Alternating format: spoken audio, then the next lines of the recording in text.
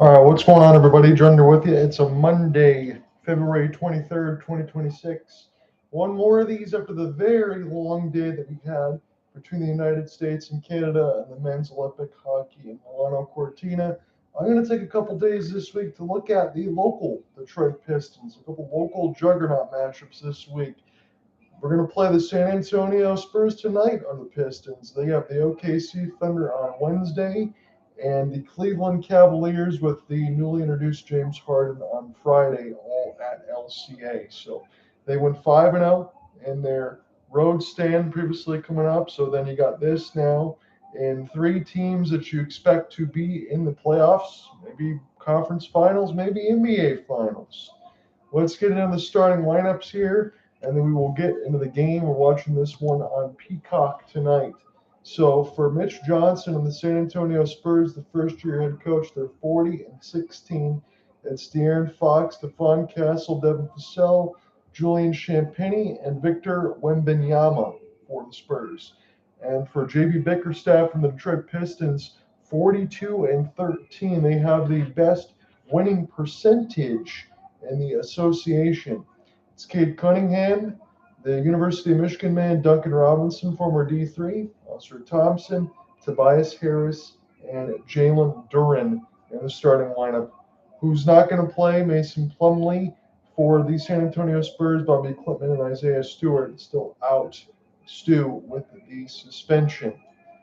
The only other games you got going on today are the Sacramento Kings and Memphis Grizzlies. Two teams are 12-46, 21-34. Spread in our game is just 1.5 in favor of Detroit.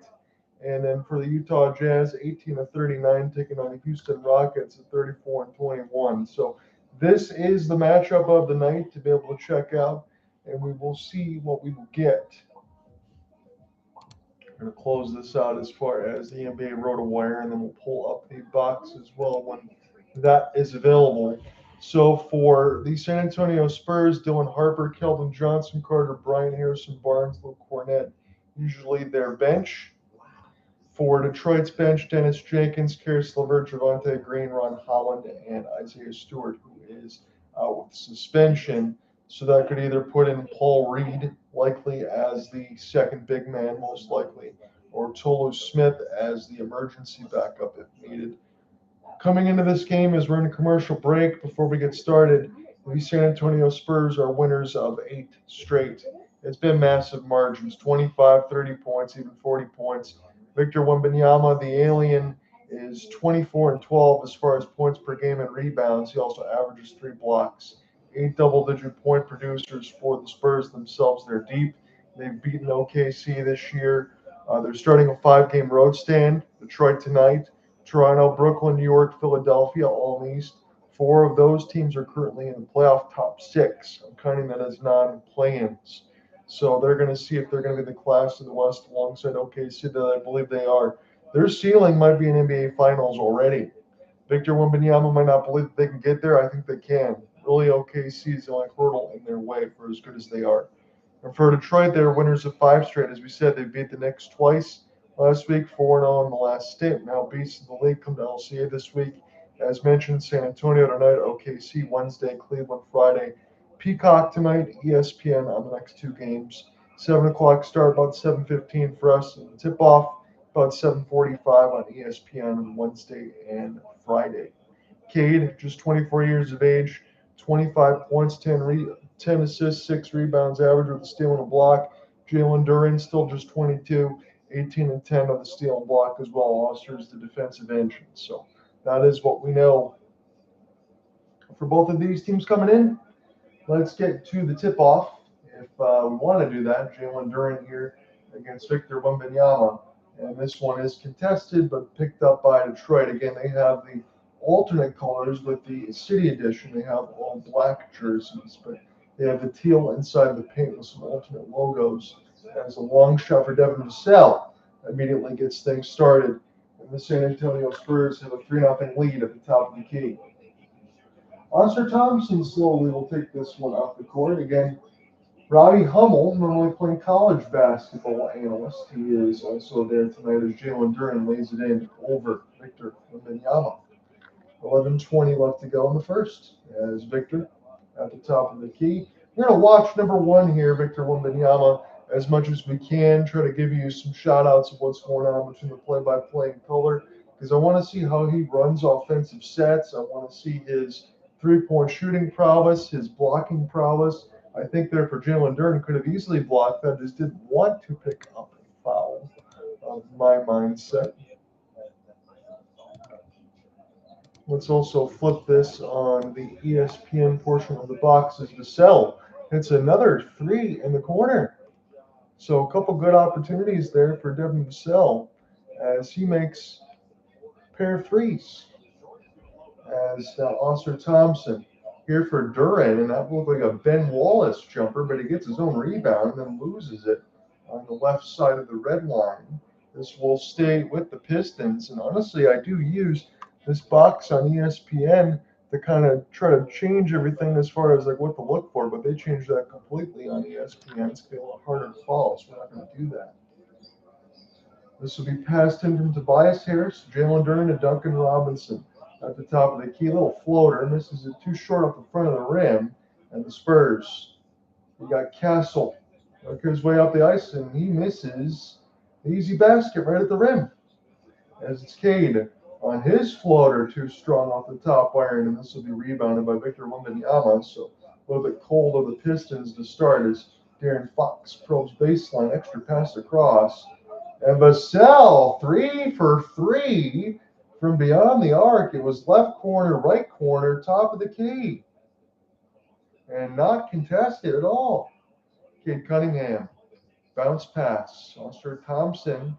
It was Victor Wembanyama right at the cup. He made life difficult, and the pass gets knocked away. This will go back to the Pistons. It was just an unforced error. So Vassell quickly with 3 3-point baskets, all uncontested. 9:55 left to go in the first. Spurs are 3 for 4 shooting. Those are all threes. Pistons just 1 for 5. Tobias. Now for Jalen Duren. At the top of the key, gives the Cade. Pump fake. Try to drive. And again, the Spurs are right there. And they'll get knocked away. Now the Pistons keep trying to go inside the paint when Victor Wembanyama's right there. And this looked like this could get ugly early as far as covering. I could have a short night. Just nobody's going to be able to contest the way that the Spurs do in the paint because of Victor. And he catches and dunks 11-2. JB Bickerstaff's going to need a timeout. I think I'm going to need one as well. This is domination for the Spurs right out of the jumper.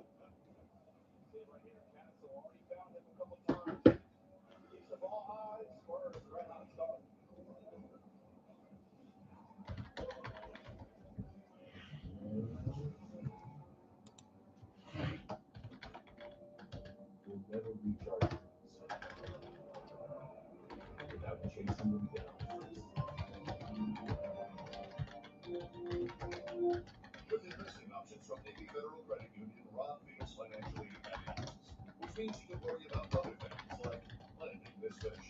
What if the fish is really big? What if it's not a fish? What if it's treasure? What if the treasure is yours? Rob has a lot of things to worry about, but as a member of Navy Federal, his finances aren't one of them. Become a member today. Navy Federal Credit Union. Our members are the mission. For adults with type 2 diabetes, do you know about Mounjaro? With Mounjaro, we have 4 weeks of A1C less than 7%. Plus, people lost up to 25 pounds. Don't take Mounjaro if you're allergic to it. So it's 11-2 Spurs, 9:31 left in the first. Stop and call your doctor right away if you have an allergic reaction. Remember swallowing anemia, severe stomach pain, or vision changes. Serious side effects may include inflamed pancreas and gallbladder problems. Taking Mounjaro with a sulfonylurea. Pistons 1 for 6. Contact your nurse requirement might review or taking birth control pills, and before scheduled procedures with anesthesia. Side effects include nausea, diarrhea, and vomiting, which can cause dehydration and may cause kidney problems. Get to know Mount Jara at mountjara.com. Not much to say right now as far as what we're seeing, unfortunately. Again, but you want to see, again, for me at least, what the Pistons will do against the best teams in the league. Again, Pistons have had a great record, and you can't take away their 42-13 start to the year after the All-Star break and all that with a mad dash. They're going to be comfortably a top 6 seed and don't have to worry about playing, but you don't want to see them get absolutely sandblasted like they are right now. They're going to have to find a way to knock down some threes, and that's the one weakness of this Detroit team. They just don't have a lot of depth there outside of Duncan Robinson. If they get any play time from Kevin Huerter, he would have been one of those guys a couple of years ago that could have done that. Severe side effects may include pancreas or gallbladder problems. Tell your doctor if you experience vision changes, depression, or suicidal thoughts before scheduled procedure with anesthesia. If you are nursing, pregnant, plan to be, or taking birth control pills. Taking Zepbound with a sulfonyl urea or insulin may cause low blood sugar. Side effects include nausea, diarrhea, vomiting, changes, dehydration, and worsen kidney problems. Wake up to Zepbound. Talk to your doctor. Visit Zepbound.com. Spurs up to a great start here, red hot, especially this guy, 3 for 3. Man down, too much space. And then right here, just spotting up space in the floor for the Spurs. Good pickup. He gets a couple of things now that was up. We saw that last time. Wemby gets a wide open dunk. It's Pistons ball, and they got to get going here. And I'm saying that just a few minutes into this game. They're down 11-2 as Oscar Thompson gives it to Cade, right at the Detroit logo. Again, they spent a lot of time constructing this court. Now they got to construct some points. Cade Cunningham, Pistons 1 for 7, and this will be picked up quickly by the Spurs. As Robbie Hummel, they're showing him on some of those camera shots. A national broadcast here on Peacock. Wembanyama to De'Aaron Fox at the right elbow, and Victor, it's a foul away from the ball. Will stay with the Spurs and get picked up against Detroit.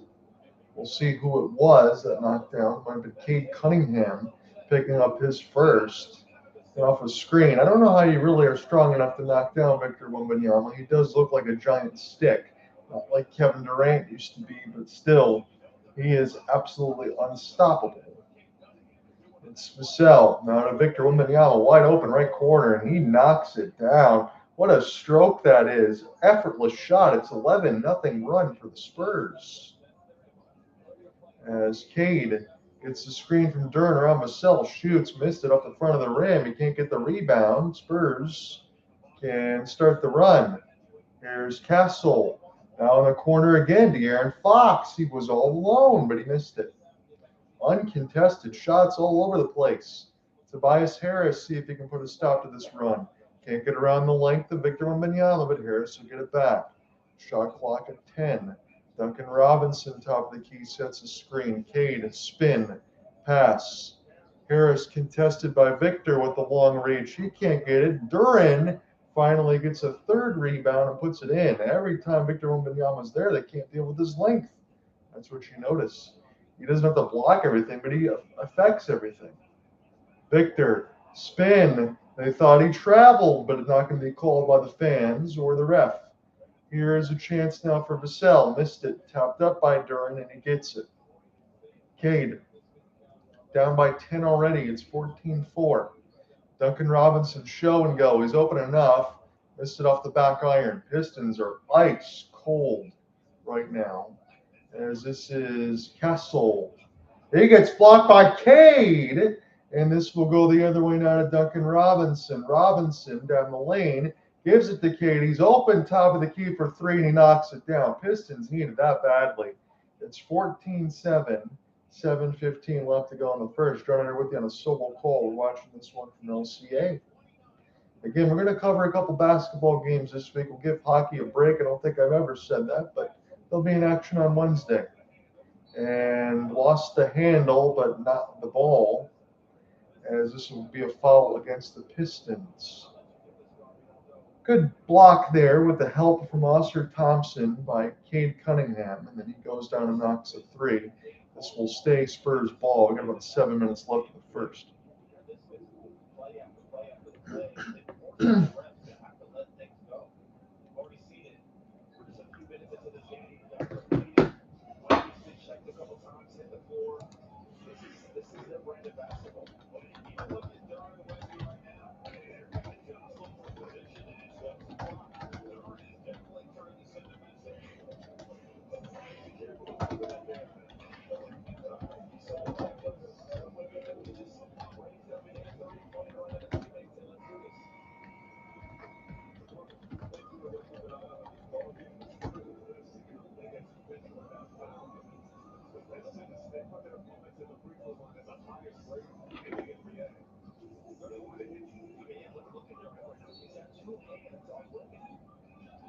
Trigger man off the loft pass, and Durant gets the steal on Victor Wembanyama. Cade spinning.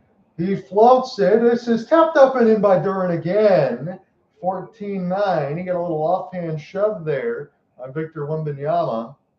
Again, Tim Legler on 2K says he looks like a bouncer in a nightclub. And Durant just bowled over Wembanyama.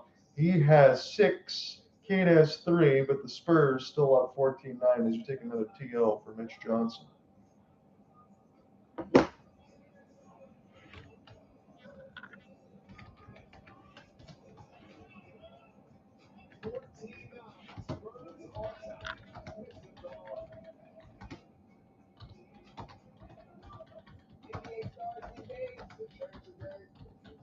That's why DraftKings Live Betting is built to speed with more markets for more game DraftKings Live. So instead of Greg, bet on NBA action is the #1 sportsbook for live betting. DraftKings is the best place to bet the biggest stars in the game. New customers bet $5 and get 200 of your bet wins paid in bonus bets on the ground and spin receipts.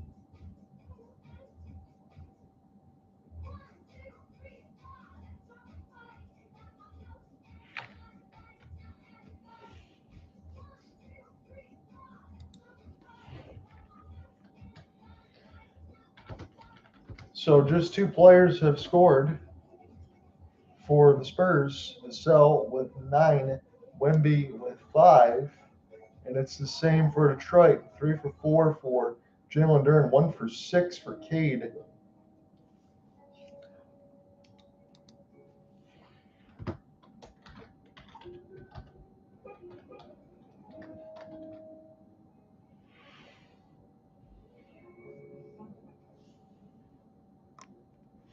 It's a lot closer.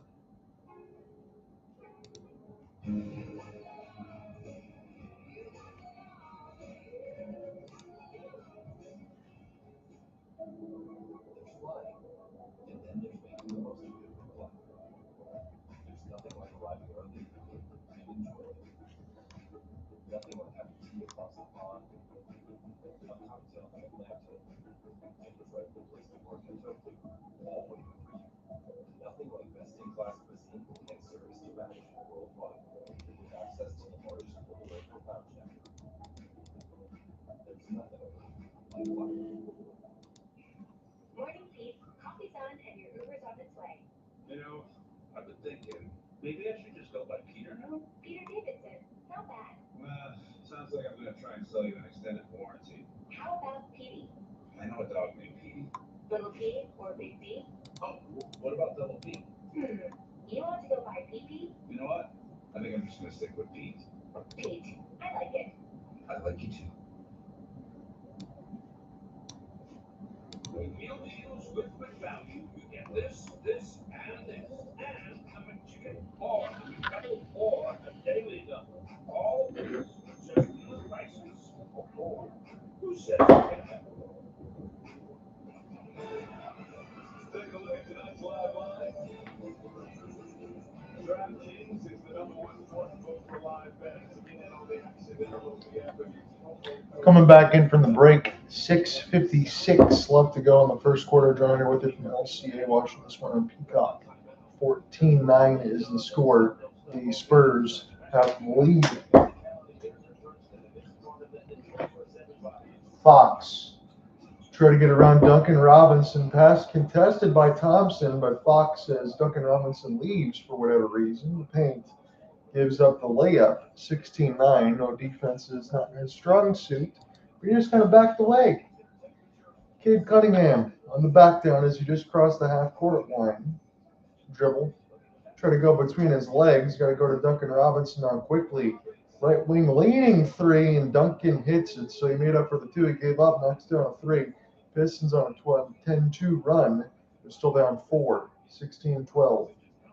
6:12 left to go in the first as Wemby has the right corner, and I don't know about that for Jalen Duren getting called for a foul. Wemby looked like he was about to take the ball up. Oh, come on now. That's an awful call against the Pistons. And I'm trying to be neutral there. It looked like he got all ball against Wemby. It's not even a shot fake just yet. And Duren's got his second foul, and JB's going to be forced to take him out. That just means Victor Wembanyama is going to eat against anyone who's on the back end. So Paul Reed, it looks like he's being dwarfed by Victor Wembanyama. Again, Paul Reed's a good backup, but Jalen Duren is strong against Victor Wembanyama. Now, Paul Reed's going to be able to take – he's got to be out the three-point line against Victor. Doesn't have some kind of foot speed. Here is Vassell. Finally misses one. 16-12. Oscar Thompson spinning, and he's out of control. He throws it right to De'Aaron Fox. Spurs have numbers. Fox down the lane. He blew the bunny. This is this guy by Paul Reed. That is inexcusable. Pass from Karis LeVert to Oscar Thompson. Thompson to Duncan Robinson. He needs room. Three-pointer. Reed. No, sir. As that one will be recollected on the left side line. Across the half court now, putting a head down, losing the ball, picking it back up. Reed, good hands. Knocks that one away from the Spurs. I think that was Keldon Johnson. Down the lane, Pistons scored 8-1. Ronald Holland the second. It's 16-14. The Pistons were down 11-2, and they have a chance to make it a one-point game as Ron Holland absolutely abused Vassell, pushed around Johnson, and Victor Wembanyama was late to get in the lane. I don't think Holland's a great free throw shooter, but this season he's averaging 8 points, 42% shooting, about 4 rebounds. He's undersized for a forward, so he's got a lot of work to do in his game. He's still young. Holland does make it. Pistons back within 1. 13-2 run in the last 3 minutes as Wemby sits. This is now Castle. Send this one across from Luke Kornet. Get the screen. Castle down the lane. He gets blocked from behind, and the Pistons pick it up. Paul Reed doing some work off the bench. Down the lane. Holland, he makes it! Another and one for the Pistons! They've got the lead now. Luke Kornet looked like he bumped knees, but Ron Holland was a destruction derby down the lane. And it gives the Pistons the lead, 17-16. That was a block. Pretty good for Paul Reed off the bench. He's got 2 alters and 1 block, and then Holland goes right at Kornet. Didn't matter with the size difference. He's got a chance for 2 back-to-back and ones. 4:55 left to go in the first. Feels good to get a basketball call, and it's been a while since we did one of these. Holland with the second free throw is up and good, and the Pistons have the lead. What a turnaround. They're in for a game, though, as it's Dylan Harper. Now for Vassell, Harper still with it, past the Keldon Johnson. On the right corner, top of the key, Vassell gets the screen from Johnson, back to D. Harp. Harp now in through the offhand and lays it in. That was a good scoop layup. Knocked it down from the right elbow. It's Karis LeVert against Johnson. 4:25 left to go in the first. Pass across. Reed, shot fake. Cade inside to Paul, got his pocket picked. It is up ahead to Johnson. Tried to lay it in off the glass, and he got a friendly roll on an LCA rim. And it's back to a 2-point lead for the Spurs. Cade, step back, wide open. Here's a chance for Holland. He's hot. He's got 9 off the bench. And it gives the Pistons the lead 21-20, top of the key three. Ronald Holland the second. And Cade, I hope he didn't pick up his second foul there, as here is a whistle. That is 2 fouls on Duran and 2 fouls on Cade with 3:51 of the first. Let me pull back up this ESPN box just to give it a double check. Right now, personal fouls, you got Cade with 2, yes. And Jalen Duran with 2, so we're not wrong there. That's going to be rough for the Pistons down the stretch. They're going to have to keep their hands clean as this free throw is up and good for the Spurs. Still in Harper at the line as Cade's forced to sit.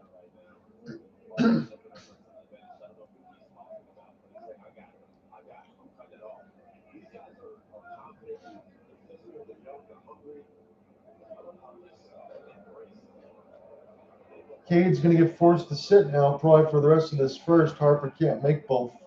And Holland will help get the rebound. He's got 9 points off the bench already. A couple of and-ones and a 3. LeVert, Duncan Robinson, that's way too deep to shoot it. It's Tobias Harris on the left elbow. Work his way to the top of the key. Harris been quiet so far. It's LeVert. You got to go. Step back, left elbow. Karis LeVert, smooth as butter. 23-21 as the Pistons back up by 2. It's been a hell of a close for Detroit from a very poor start. Champagnie pass across. This is an air ball, maybe partially deflected by Tobias Harris, as the Pistons will take this one up half court.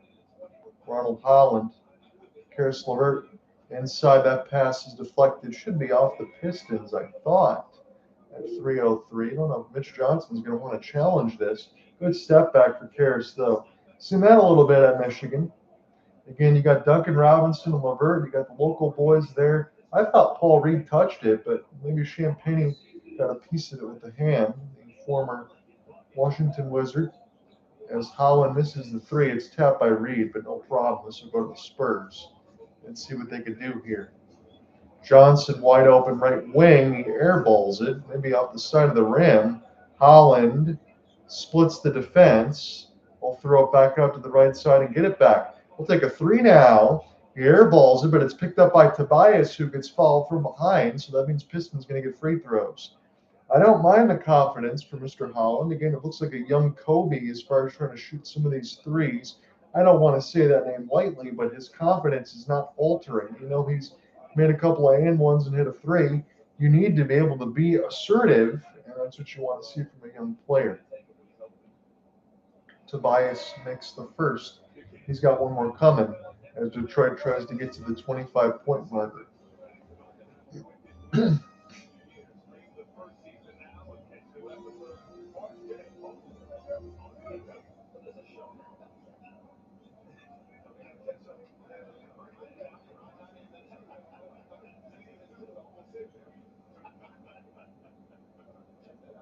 Tobias, one more free throw, knocks down both Pistons' lead as high as it's been before. Spurs started this game with an 11-2 lead. Pistons have fought all the way back. 2:30 left to go in the first, but they got to keep in mind the foul trouble that Cade and Jalen Duran have with 2. Wembanyama being guarded by Reed. That's not going to be enough, but the pass gets deflected. Pistons get in the lane. It's a fight for the ball, and the Spurs steal it back. Wembanyama, shot fake, step back, shoots the 3, and he airballs it badly. Victor Wembanyama trying to do too much. The Pistons trying to break out quickly. They turn the ball over, and then Wembanyama missed it horribly. As it's Dennis Jenkins across the right side timeline. Now to Karis LeVert inside left elbow to Tobias Harris as he backs down from 12. Look out for the hands there for the Spurs as Wembanyama alters. It's tipped up in the air, and I think the Spurs had touched it last. Wembanyama wants to challenge. Mason says Detroit basketball. He's been saying that for, 20 years? Again, when the Pistons won the championship in 2004, they beat the Lakers in 5 and lost to the Spurs in 7. Open left elbow blocked by Victor Wembanyama was Ronald Holland. So the Alien gets a block there. The Pistons forced to get a shot clock violation. And Holland took way too long to shoot that ball because Victor wasn't even in the screen. And then by the time he shot it, with the long reach that Wembanyama has, he's going to block it. Bounce pass into Wembanyama as De'Aaron Fox splits the defense. Floater up high off the glass, not in. Fox gets knocked down. Dennis Jenkins, a couple of dribbles. Jenkins to the rim. Jenkins misses it. It's rebounded by Detroit. It's blocked again. I think Harrison Barnes playing backup power forward nowadays. This will stay with Detroit, but this rim has been very contested, and Victor Wembanyama is a big reason why for that. Pistons trigger 3 for Tobias Harris, misses, and somebody hits the deck. Spurs should have numbers here. Wembanyama arriving late, but he Euros, and he missed it. He blew another easy one. Spurs have missed like 8 to 10 points at the rim. Tobias Harris dunks it as it goes the other way, 27-21. Pistons up by 6. Victor Wembanyama missed a bunny, and Tobias threw it down, and then Wembanyama's going to shoot it for 3. Miss it again. Holland, he might have lost the ball out of bounds. A lot of contact with Champagnie, and we'll see if it stays with the Spurs. He goes between his legs to get around Harper, and then posterizes Champagnie with a little bit of a stone face. Kind of threw it down more than that. Again, he didn't get the hand right into the lip of the cup. He was able to just toss it down. And Duncan Robinson loves that. Love to see Duncan Robinson with his facial reactions. It is Pistons ball as Karis LeVert was hassled across the timeline. 10 seconds left to go here on the shot clock, and one more possession for the Spurs at least. Pistons fouled, and I think that might be enough to get them to the line. Peacock's not caring whether or not these teams are in the bonus yet, with the Pistons up by 6.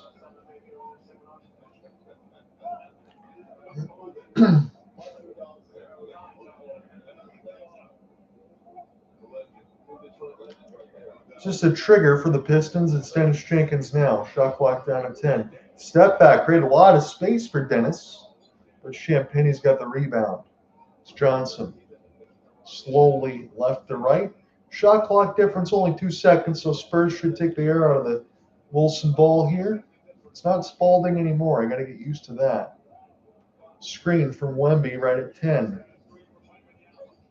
Pass. Champagnie forced a 3. Dennis Jenkins was there, but Champagnie knocks it down. It'll be at least a 3-point game unless Tobias makes it. He got it off in time, and he missed it off the top of the lip. Pistons lead by 3 after 1. It's 27-24. That was quite a comeback.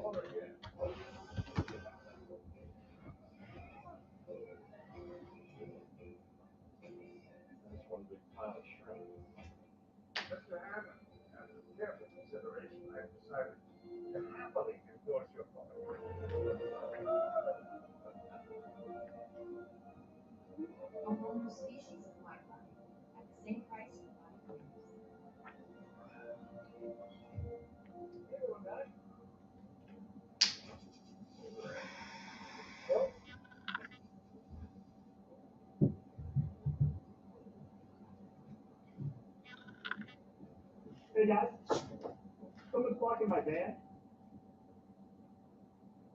Like you get like a key fob.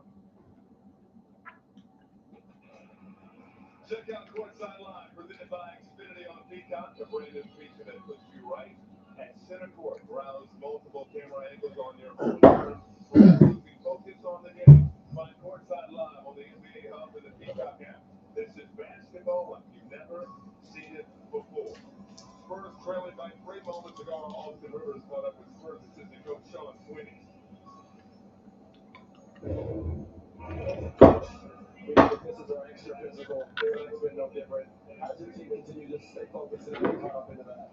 Yeah, I think it's playing to bring the basketball. You know what's busy, so just making sure you do your stuff. So I think we'll split the recording. Obviously, it's going to get uploaded in one, split it in 2 segments as we take the halftime break after this quarter, and then we'll jump back in and finish out the rest of it. Probably talk to Cooper tonight.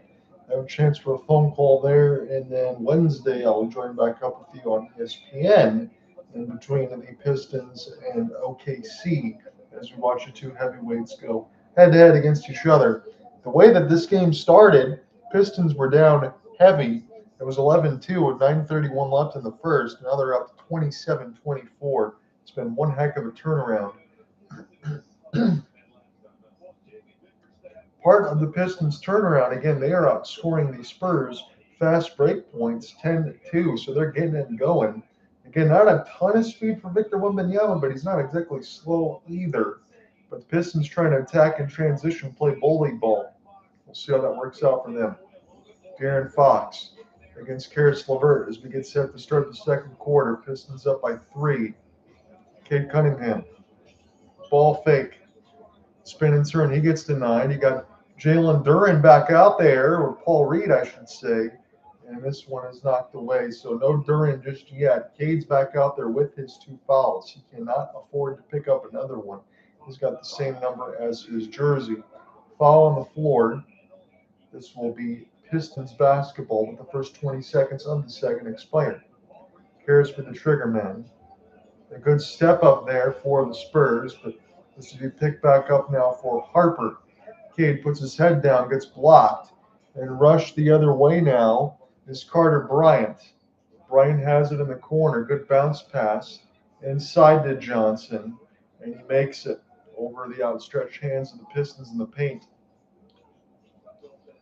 Pick up now for Karis LeVert. The read. Johnson and his grill. 3-point attempt for the Pistons is woefully short, and now the Spurs can look to take the lead. Here is Fox. Splits the defense, gets Champagnie and Cade up in the air. Champagnie floater, and off the outside of the rim. This will stay Spurs ball at 10:54. Again, when you get into the bench deep for the Spurs, that is where I'm going to need to go ahead and look at some of my numbers there. Don't have them all listed. Is Champagnie. Now on the left side corner for Carter Bryant, it's Fox. Top of the key 3 gets blocked. Cade trying to hustle to steal the ball away from Johnson, and he will. Pistons numbers. LeVert left corner. Rainbow 3 off the rim a couple times and out. Battle for the basketball. It was a swarm of 3 Pistons, and now the Spurs have numbers. Here's Carter Bryant, the right corner. He'd like to slow it down. Johnson goes to the rim. That should be a foul against Detroit. This will stay with the Spurs. I guess they're going to say it got poked away by Detroit, but I think that's obviously a lucky call. Karis LeVert, he did get basketball. Could argue he got the hand as well. A little bit of an acting job for Johnson nonetheless, so I guess they let it go. 10-22, left to go in the second. Because the one against Jalen Duren I thought was clean. Champagnie, not a Johnson. And an off the ball foul against the Spurs that kills their possession. Carter Bryant's going to go ahead and take one against Detroit. As Ron Holland's got a smile on his face. Karis LeVert, he knows what he's doing. Get this one off of a screen from Reed. Reed now at the top of the key, more toward the Pistons logo. Works his way across the elbow now, straight top. Inside to Reed, Euro lays it in. That's a good set of hands for Paul. And we finally get a basket here for Detroit. 14-10 to start the second. points in the paint, 29-26 your score. Vassell, Johnson, good swing around all the way around the horn for the Spurs and knocking down a corner three. That was Luke Kornet as Cade Cunningham almost lost the ball, picks it back up, trying to get around Vassell. Cade to the rim, he forced it. And now the Spurs, it's a one-on-one. Champagnie, Euro, he misses it. Johnson gets blocked, and one more time, this will stay with the Spurs. 9:28 left to go in the second.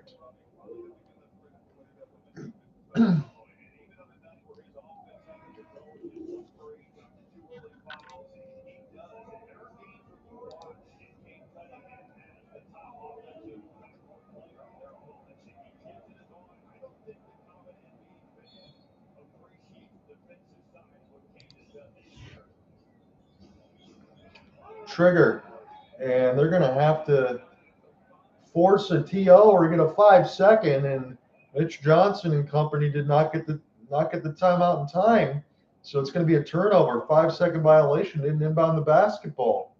This should be Pistons ball here. Side of 29 with 9:20 left to go in the second. Both teams 5 turnovers, so it's not been egregious just yet. Again, Spurs are 40-16. Pistons are 42-13. First in the East against second in the West. Spurs would be first in the West if not for OKC. We'll see them Wednesday. Cade down the lane. Cade off glass and in. Pistons leads back up to 2, 31-29. Cade 5 points, 2 of 9, but he's not going to stop. He can't because Pistons need his offense, need his shots too. Harrison Barnes all alone. Good screen. And what a rebound there for Detroit. Rod Holland with an effort over 2 Spurs will give the Pistons the ball. As Cade just powers over Johnson in the replay, makes the basket. 9:05 left to go in the second. Runner with it from LCA. It is the best in the East, pretty much against the best in the West. Again, you'll see OKC Wednesday and the Cavs on Friday. Cade. He's going to look to maybe back down Vassell. They didn't get a chance to pull on the ball just yet, but we got to follow away from the ball. This will get picked up by Bryant. That's his second already, I believe. Karis LeVert going to get some camera shots. Third foul on Carter Bryant, excuse me. So that's going to cut his play time. Again, he's normally a bench guy anyway. He picks up one more. They're going to have to take him out. You only get 6. Good defense there for Castle, but LeVert saves it across half-court line. And here's a 3 for the Pistons in the corner that was missed. That was Green who let it go. Good Euro. Draws the foul. Castle got hit in the face. He'll go to the line to shoot 2 to try to tie it up.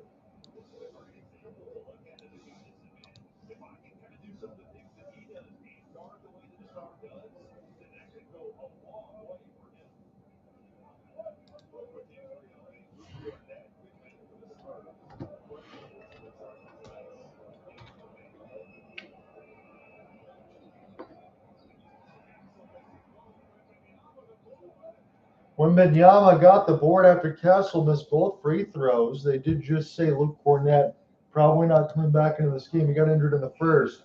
LeVert left corner. Missed it. Good rebound inside. The Pistons beat Wembanyama to the ball, and they get a lay-in. Rod Holland again. He's got 11. It's 6-0 on second chance points for Detroit. They're back up by 4. This is Vassell. Now on the left side corner for Wembanyama. Ripped by Cade. He's gone. Breakaway dunk. Pass Victor Wembanyama. That might force Johnson into a TO. They'll take one. 8 minutes left to go in the second. Pistons back up by 6.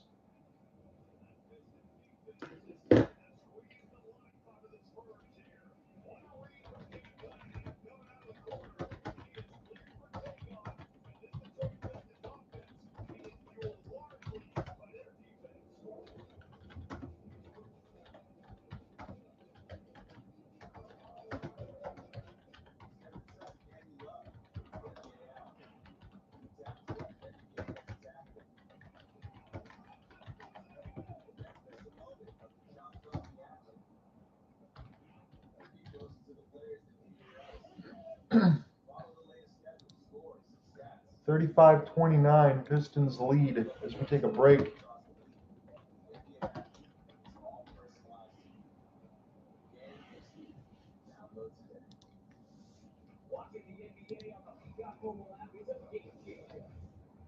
I'm just going to get some of the extra jersey numbers here if anyone does come in. So Luke Kornet not coming in. Stanley and Umude is not in the lineup today, so we can cross that out. And neither is Harrison Ingram, it looks like.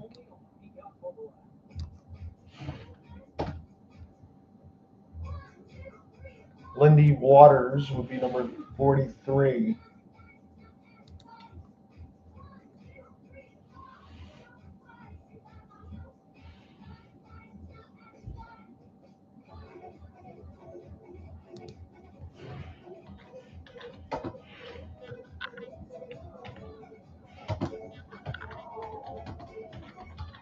Lindy Waters, I believe, was a one-time Piston.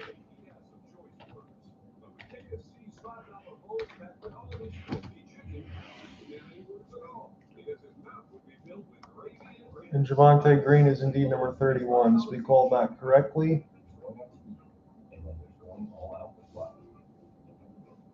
Nothing like having a lineup that already knows you and turn the regular Thursday into the days like this, and with up to $400 in easy credit, there's nothing like having an excuse to do it all over again. Nothing like platinum nights and realizing the place lives up to the hype. With dining plans at over 10,000 busy restaurants.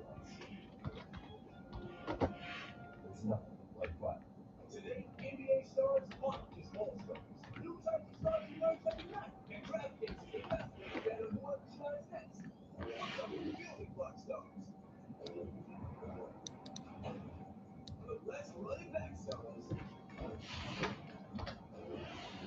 Keep the stars, get some in luck. You can bet them all in one place. New customers spend $5 and get $200 in bonus bet. Your bet wins. The crowd is yours. What's up, stars? Here's Professor Wembanyama. 5 points, but just 2 of 7 from the field. That's 4.5 2. On to the offensive side of the ball, trying to get to the chest. Harper with the recognition. And tries. He can make the benefit from that. That's what the Pistons do. So they'll watch for coming on that bubble. Get a really good conversation with both Champagnie and Keldon. And he said it. And Wemby's going to be in that crowd. As that team look to snake it and look for Durant. Maybe here's a look at that ball pass for him. Look for tapping. Pistons, as Duran makes a bad pass, turn the ball over as it's Victor Wembanyama. Harper now to Victor at the right elbow. Dylan Harper, one more pass. Champagnie, late contest. And a corner three in the left is going to knock it down. 35-32. Pistons still up by 3, but you can't turn the ball over in transition. Here is LeVert with his head down. Did he step out of bounds? Yes, he did. This will be Spurs basketball. So back-to-back careless turnovers for Detroit. And now the Spurs could get within 1 or tie it. Back-to-back threes. This one away from the camera cut. JB's going to force a TO here. That was not good there for Detroit. And now we're tied again.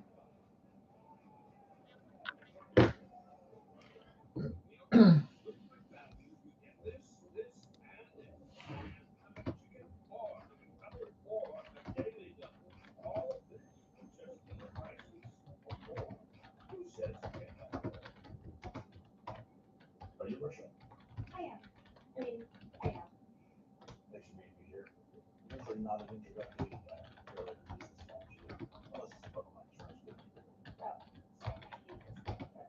It's true. You can take hundreds one way, 50. 50? It's the flip side now. And it's very good. Only pay for what you need every day. Vassell and Champagnie hit the threes. Got it. It's hard to draft on a pogo stick. That's because I bank fee-free through Chime Plus and no credit for everyday purchases. That's a big perk. Hey, Park.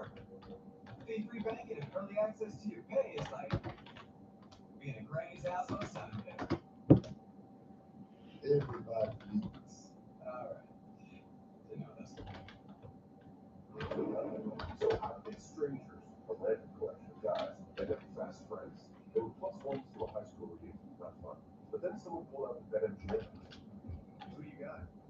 That's all it took. Like the games are downstairs. They bonded over betting stories before even learning each other's names. And when their bet hit, turns out the reunion wasn't so bad. Make it a bet that turns into a bond. BetMGM Sportsbook.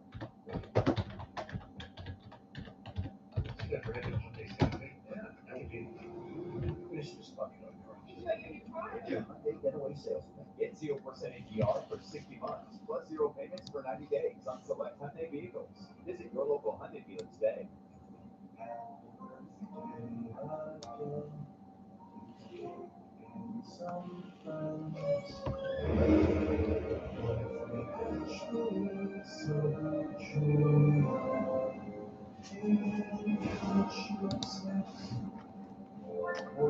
Roman Runzo 4 says, I think it will be Pistons versus OKC in the championship, then Pistons winning it all.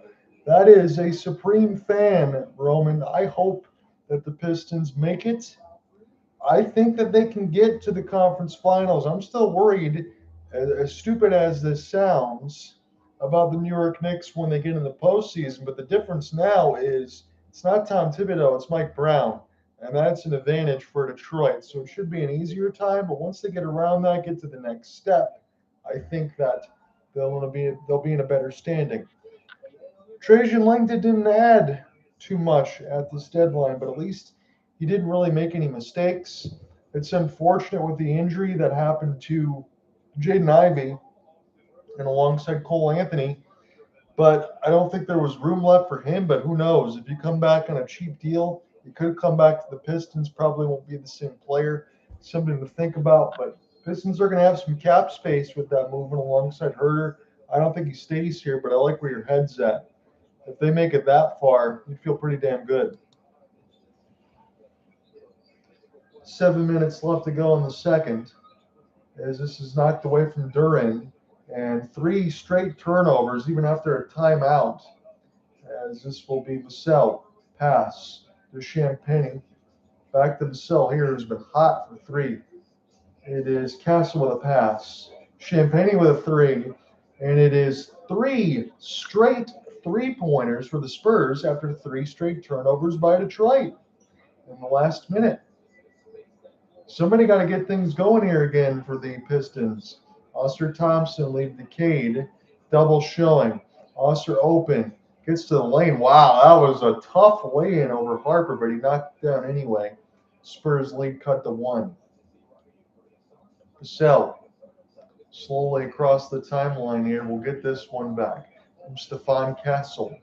Castle now top of the key. Screen by Wembanyama, and Castle gets it. Uncontested dunk. That is not good defense for Detroit. They're getting rough rided a little bit here in the last 2 minutes as the Spurs back up by 3. Duran, top of the key. He gives his dribble up to Caden off the screen. He's wide open as they got a good piece of Castle there. Cade's open. He knocks it down from the right elbow. It's 40-40. 10 points on 4 of 11, but again, they need his shots. Castle. It's a spin there for the Spurs to try to get some position. He got Vassell in the corner. And Castle again, a magic trick right to the rim. Nobody covers him. Off the fake. Cade protects the ball. He'll back away from the top of the key. Now he works toward the right corner of the court. Holland floater over Wembanyama, no. And this will go to the Spurs.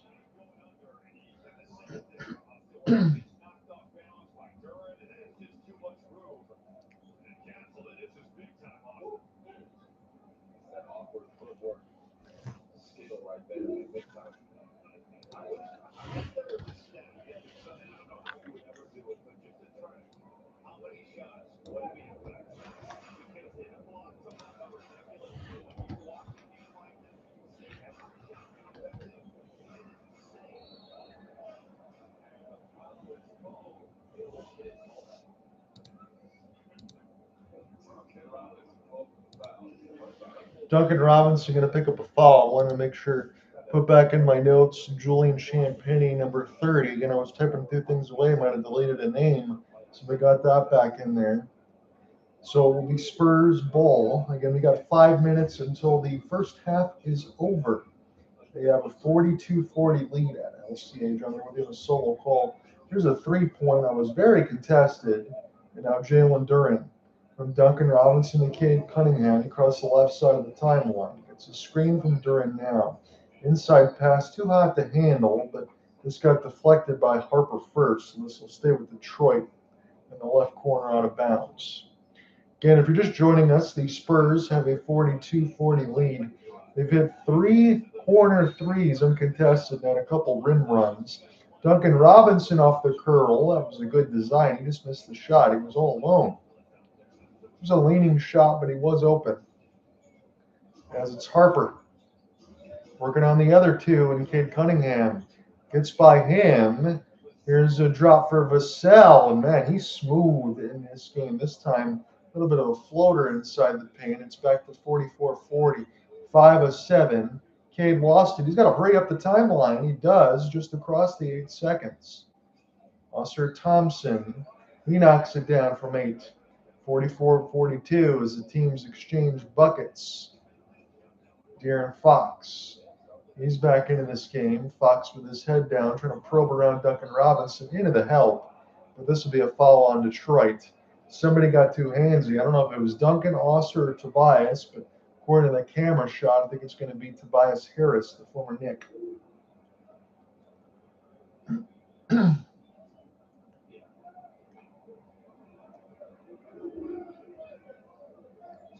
Didn't see much, admittedly. Fouls in this quarter, 3 for the Spurs, 3 for Detroit.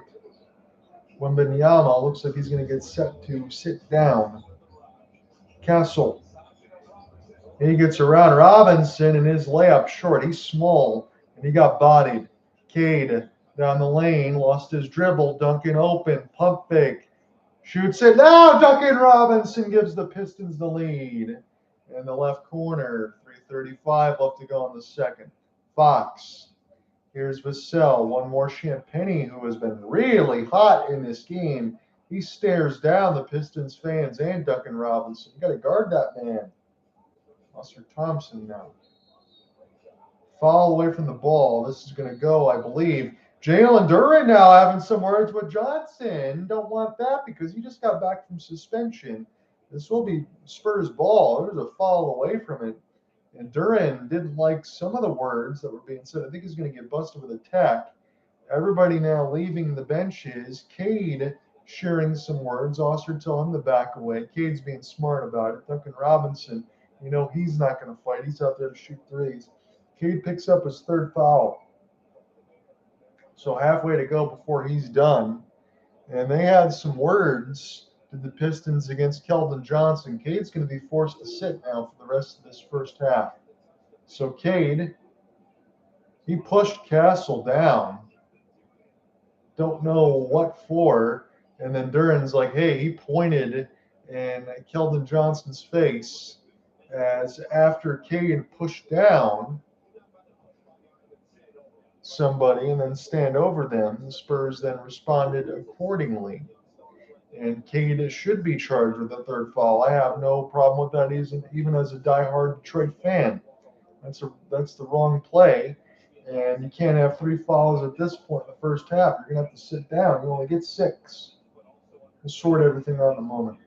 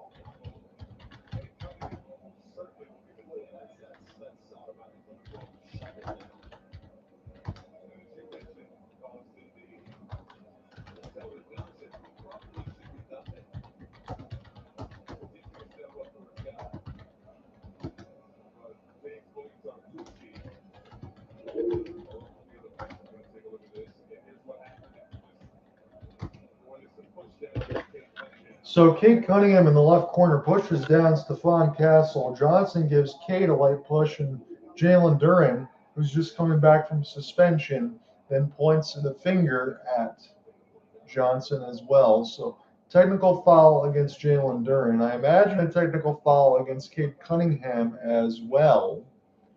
We'll see what we get. So the Spurs should have no problem going to the line, at least knocking down one or two. But Jalen Duren was smart to restrain himself after that short suspension.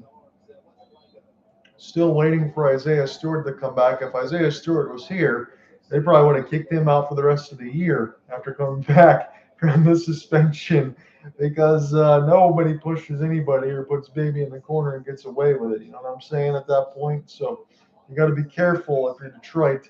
You don't want to go ahead and do anything stupid and lose any more time between Jalen Duren or Cade. He can't afford to pick up the second tech because he'd be kicked out of the game nonetheless. So tension's a little bit heightened, but as we sit now, the clock is starting to count down. So double techs. It'll be Duren and Johnson, no free throws. We're back underway. De'Aaron Fox on Duncan Robinson. Good push off there for De'Aaron. Created the space. And this will be rebounded by Paul Reed. Dennis Jenkins will work his way across the right wing. Top of the key, gets around Johnson. Inside pass. Reed's going to need some help. He steps through and pushes through Castle anyway. Makes the basket. I thought he was going to lose the ball. Good ball protect, though. 26-16. Knocked down away from the ball was Fox. And then Reed, as Vassell runs into him. Hopefully De'Aaron Fox will pop back up. He got hit hard away from the play. They're showing the camera shot there as Kessel. No chance to get around Paul Reed. Just too much size. You got a small guard on a big. You're going to power your way to the rim every time. 2:41 left to go in the second. John, there with you. It's gotten a little bit more interesting here as far as the physicality. It's already been physical. You have Devin Vassell again. He missed another free throw. So tomorrow on Peacock, they got a doubleheader. The Knicks in Cleveland, Minnesota, and Portland. I got OKC and Detroit on Wednesday with you, and then they close with Boston, Denver. Those Wednesday games on ESPN, I think a little more spicy against the ones on Peacock tomorrow. But maybe the Knicks in Cleveland could be something to watch. Vassell knocks down the second free throw, splits the pair. And it's back to a 48-47 lead, I believe. There we go. As the score Chiron's back for the Spurs. 2:30 left on the half. Dennis Jenkins turned a 10-day into the rest of the year. It's good to see that for Dennis because he's been so good. Jenkins gets around Wembanyama and lays it in. He tried to just have hands up. Well, he really could have contested that, but he elected not to. And a foul away from the play. It's a charge. Duncan Robinson draws it on Champagnie. And the Pistons will get the ball back. Mitch Johnson, a little bit soulless in those eyes. Maybe curious as to why Champagnie ran right into Duncan Robinson, never gave him the lane. Dennis has it now against De'Aaron Fox. Gets it back to Jenkins. I don't know if he can try that same play left baseline. This time Wembanyama was smart to cut it off. Tobias Harris, very quiet in this game. Shot clock down to 5. Backs out Johnson, works his way down the lane, floats it. And this is short off the glass. Champagnie gets the pumpkin. De'Aaron Fox with a couple of passes. Wembanyama wants the ball, and Champagnie missed it. Johnson tips right to Paul Reed. Wembanyama steals. Wembanyama missed again. And now the Pistons get it. Wembanyama's missed some easy ones. Jenkins down the lane. Jenkins, it gets dunked by Reed. 51-48. And I think the Spurs might be taking a TO because the clock has been frozen here. 1:20 left to go in the second, unless they're waiting for an inbound. 11 of 21 field goals this quarter for Detroit. 9 of 14 twos, 2 of 7 threes for Detroit, 5 of 9 for San Antonio. Again, Detroit does not shoot the three ball very well. Wembanyama doesn't get it. Vassell does. Long three. Ties the game. Wembanyama got knocked down after the play. Tobias on a one-on-one. Lob for Ron Allen from Tobias. And Detroit's leads back up by 2. That answers Vassell's 3. Here's Fox slowly across the timeline in the final minute. Screen from Victor. He's all alone. Fox will take it, knock it down nonetheless. They're really backing away from Victor Wembanyama right now with the Spurs in their offense, but it's tied at 53. I've just noticed it over the last few minutes. I wanted to call it out. Tobias ripped by Fox. Johnson. Duncan Robinson going to let him go. That was smart. Don't want to pick up a foul. Spurs lead back up to 2. Pistons have turned the ball over 5 times in each quarter. Losing that battle 10-8. They're down 2. Duncan Robinson is number 55, has as many points as the Spurs have. Robinson off the lead for Holland, uses the pump fake and lays it on over Victor Wembanyama. Not been as impactful at the rim as I would have thought. Oscar Thompson, 8 points in this quarter, has got 8. Shot clock turned off. It is Fox taking the life out of the ball. Down to 5 left possession. Step back. Misses it. Gets tipped. And there's a foul called away from the ball with 0.7 left. Pistons don't like it, but I think the Spurs are going to get 2 free throws and then maybe end the quarter up by 2.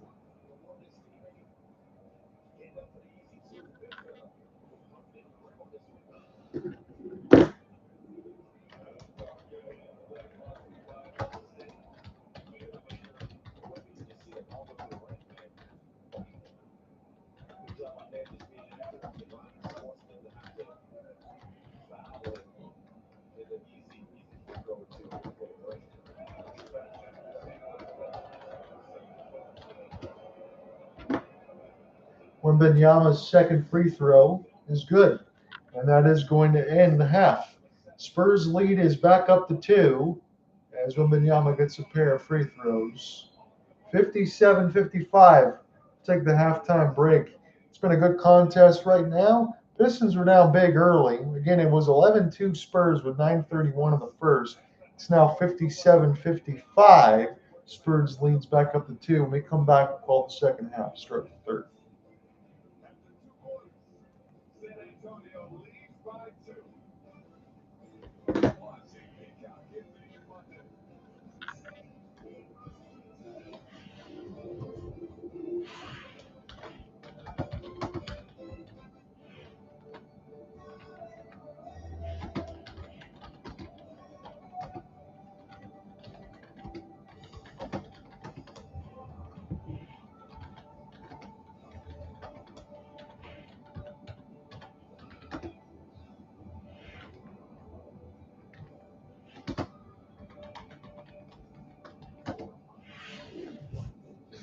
Tell you who leads at the half for both teams.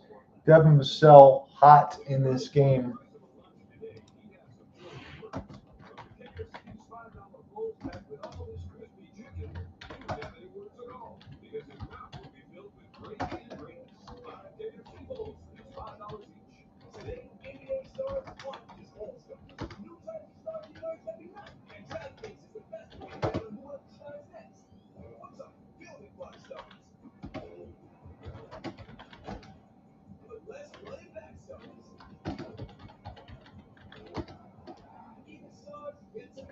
So Vassell 5 of 7 from deep, 18 points. Wemby just 2 of 9.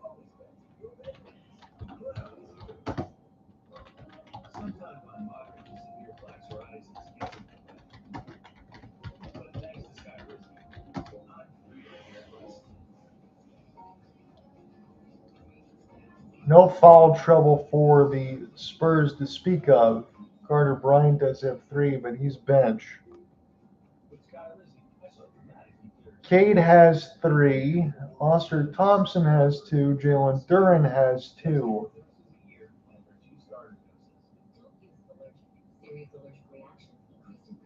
Holland actually leads the Pistons in scoring.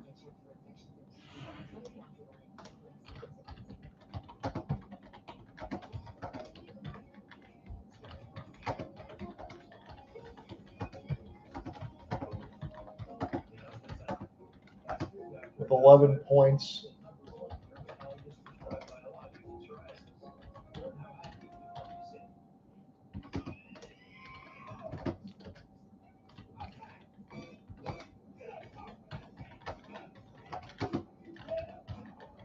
Fouls are a concern for Detroit.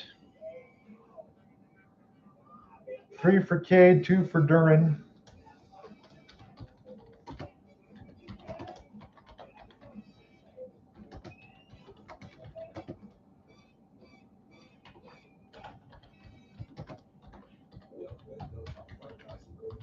Two for Duran, Robinson, or 2 for Duran, 2 for Thompson, I should say. Again, I'm going to correct myself. 2 for Duran, Osser,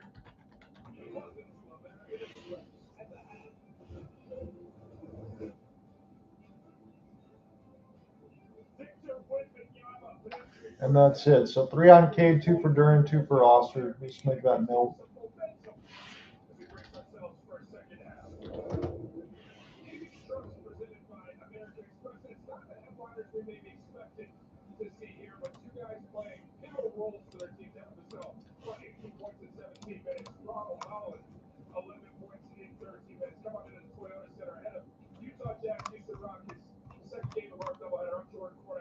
NBA champion Bryant, that's former first pick in the NBA draft. Guys, exactly what we expect. Punch, counter punch, two of the best teams in the NBA putting on so far. Yeah, I think it was a very aggressive basketball game, very low scoring game. These guys perhaps score 100 points tonight, but both teams taking it on the defensive end. It's been fun to watch. Looks like a playoff matchup already. Yeah, super physical. Super physical indeed. Biyombo should be some extra contact after the whistle to be expected with two of the best teams in Detroit being so physical. San Antonio's not going to back down. What transpired? Detroit thinks they have one right to win. They got to jump up the game. They're challenging San Antonio. We're going to find a lot about San Antonio in the second half, but without pushing and shoving, I don't think there should have been any text. That's what they decided to do. It's all good. Yeah, I actually thought the Spurs overreacted right there. It was going to be a foul call. Just let the play out. It doesn't need to be anything other than that. They don't have to prove anything except for beating them on the court. I found myself saying, Jalen Jordan, not again. Not learned for that first go around. Kornet didn't prevail, but also prevailed defensively. Detroit using that defense to create some offense. Calgary to get tapped up by Lowry Martin. And I love everything No, he said that earlier, Dan. So Pistons led the first quarter 27-24, then got outscored 33-28 in the second. They said they might not get to 100. I don't think so. I think we'll get to 100 here. Probably just the brunt of it. It's been a good defensive game.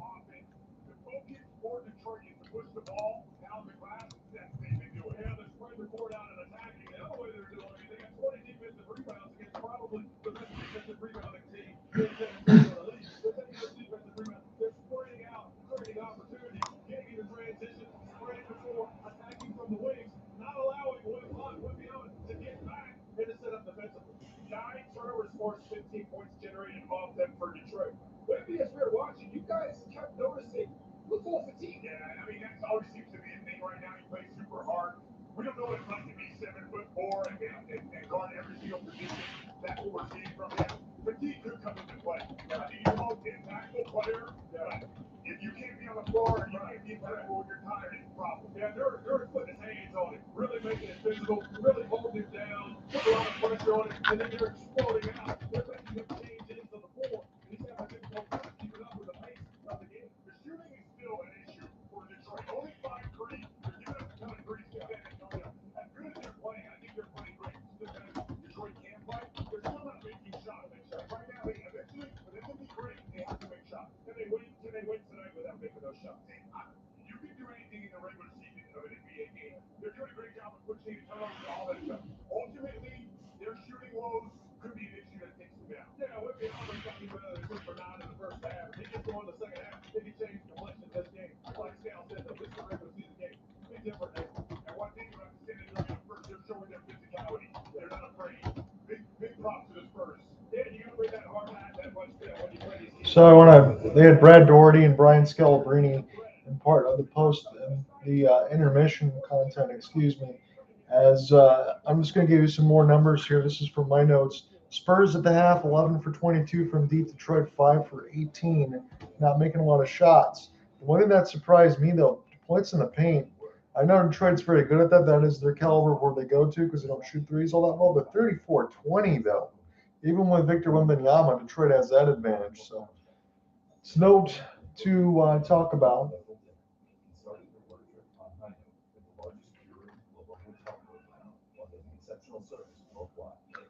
Throw this in the notes.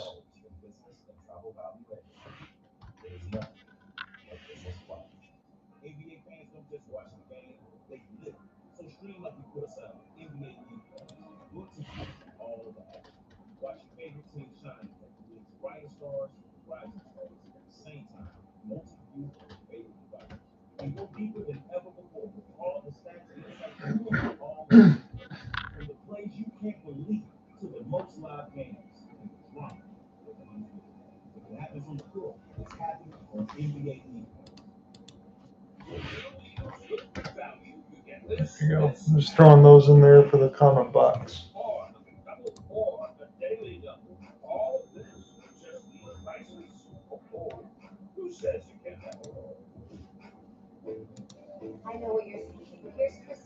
Halftime in our game. In the first quarter, it is Kings and Grizzlies. 23-20 is the score. Sacramento has that lead. Leading scorer is Maxim Raymond, 8 points. Not familiar with that name. The 22-year-old from Stanford, 7'1", 250, the center, averages 10 points and 7 rebounds with an assist.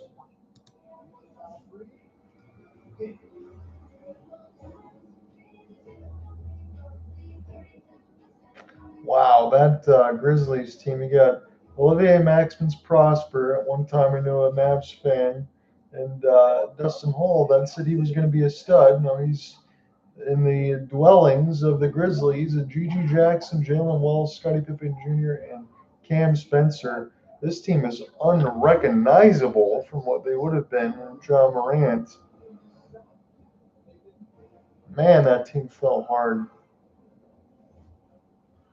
Killian Hayes, what's he doing this year, the former Piston? 9 points, 3 rebounds, 5 assists.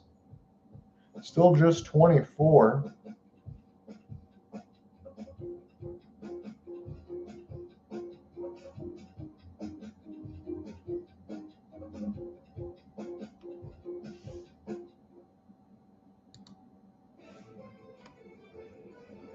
Brought to you by the powerful backing of American Express. Our night champ here at the Toyota Center, Kevin Durant, leading scorer for these Rockets, looking to get right after that 18-point fourth quarter blown lead to the Knicks. They play host to the Utah Jazz. And they're on the halftime line for our friends at DraftKings Sportsbook. Detroit, 1.5 favorite at the tip. Take a look now in favor of the Spurs. 4.5-point favorites. All road favorites now. Going into the second half. Tobias Harris. Take a look at his long bucket. Takes a measure of toughness to finish at the rim. Harris goes to that. Enjoy the second half.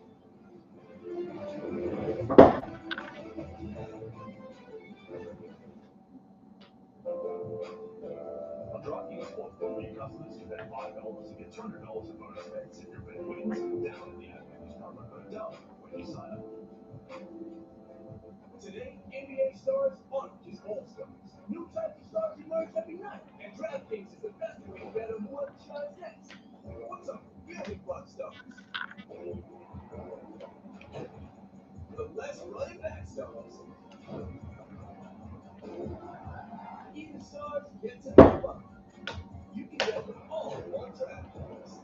New customers spend $5 and get $200 in bonus bets if your bet wins. Stephon 0 to 6. Just swap. Yeah, I like to swap. I'm doing this. I assist with security range. As the popcorn. Myself, but play in my halftime show, I had first story. We're not swapping. 2 legs are dismissed. Stephon with the assist. If If you have a small business, you might not know you can be wasting money on your mobile plan, paying for stuff you don't need. But with my Biz Plan for Verizon Business, you choose exactly what you want and pay only for what you need. When you're in control of your mobile plan, you can make every dollar count. Now get our best price as low as $25 a line, guaranteed for 3 years on America's most reliable 5G network. I can't find the game. It's good because all the much live streaming games you can play. I gotta just sneak into the remote. Houston Rockets. See? Mitch? Pepperoni pizza and Reggie Miller. Oh, Ricka. And you can bring up Indiana Pacers there. All the odds right there. I'll be watching the game poolside. Marco, Soro, is that my swimsuit? Looks like a glove. Speaks in great shape. Crypto at SoFi. SoFi is the first national charter bank where you can buy, sell, and hold crypto on a platform with the safeguards of a bank. Own crypto and bank, borrow, and invest all in one app. Open a SoFi crypto account today.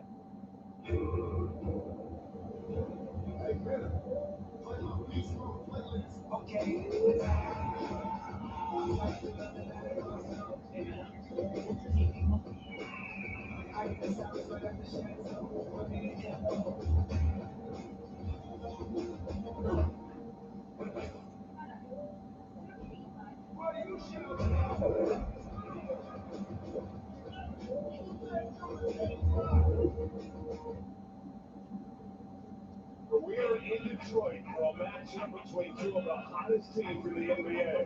Wembanyama. Absolutely. Here is Olynyk.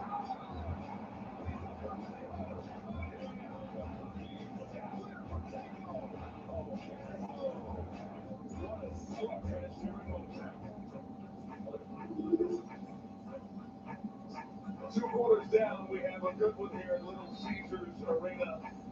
A 2-point advantage for the San Antonio Spurs. They led by as many as 12 in the first set. Detroit stormed back. Their biggest lead was 6. And the third quarter about to get underway. Michael Grady, Robbie Hummel, who's patrolling the Pistons sideline, and Austin Rivers looking after the San Antonio Spurs in this ball game. And gentlemen, as we get with you, Austin, we've got a good one here after 2 quarters. Right now, it's about the Spurs just maintaining who they are, being themselves, not getting caught up in this physical basketball. Detroit, they've been able to do every single possession. You can see Wemby had a slow half. I see a different look in his eyes, folks. He's going to come out this half and be aggressive on his feeling. Well, and Detroit's got to understand that the aggressiveness with Victor Wembanyama is going to come out this year is going to look a little bit differently. They're going to go for one like that and really move to that San Antonio offense and let it make threes the first half. Look at that.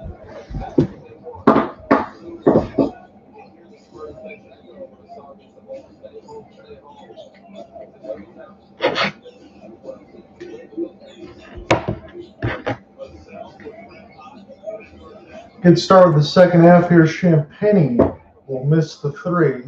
The Spurs still have a 2-point lead. They got their first possession out of the way. There's Jalen Duren with a bounce pass to Duncan Robinson. Left side is Sharp Thompson. Jalen Duren. He's got it at the center elbow. He'll take a jump shot and he'll miss it again. Again, I mentioned Ben Wallace in the first half. That's what it kind of looks like. They were giving that to him. And Cade gets caught up in the air. He's got 3 fouls as De'Aaron Fox laid in. He cannot allow himself to pick up any more of those as Cade gets doubled up. Duncan Robinson all alone.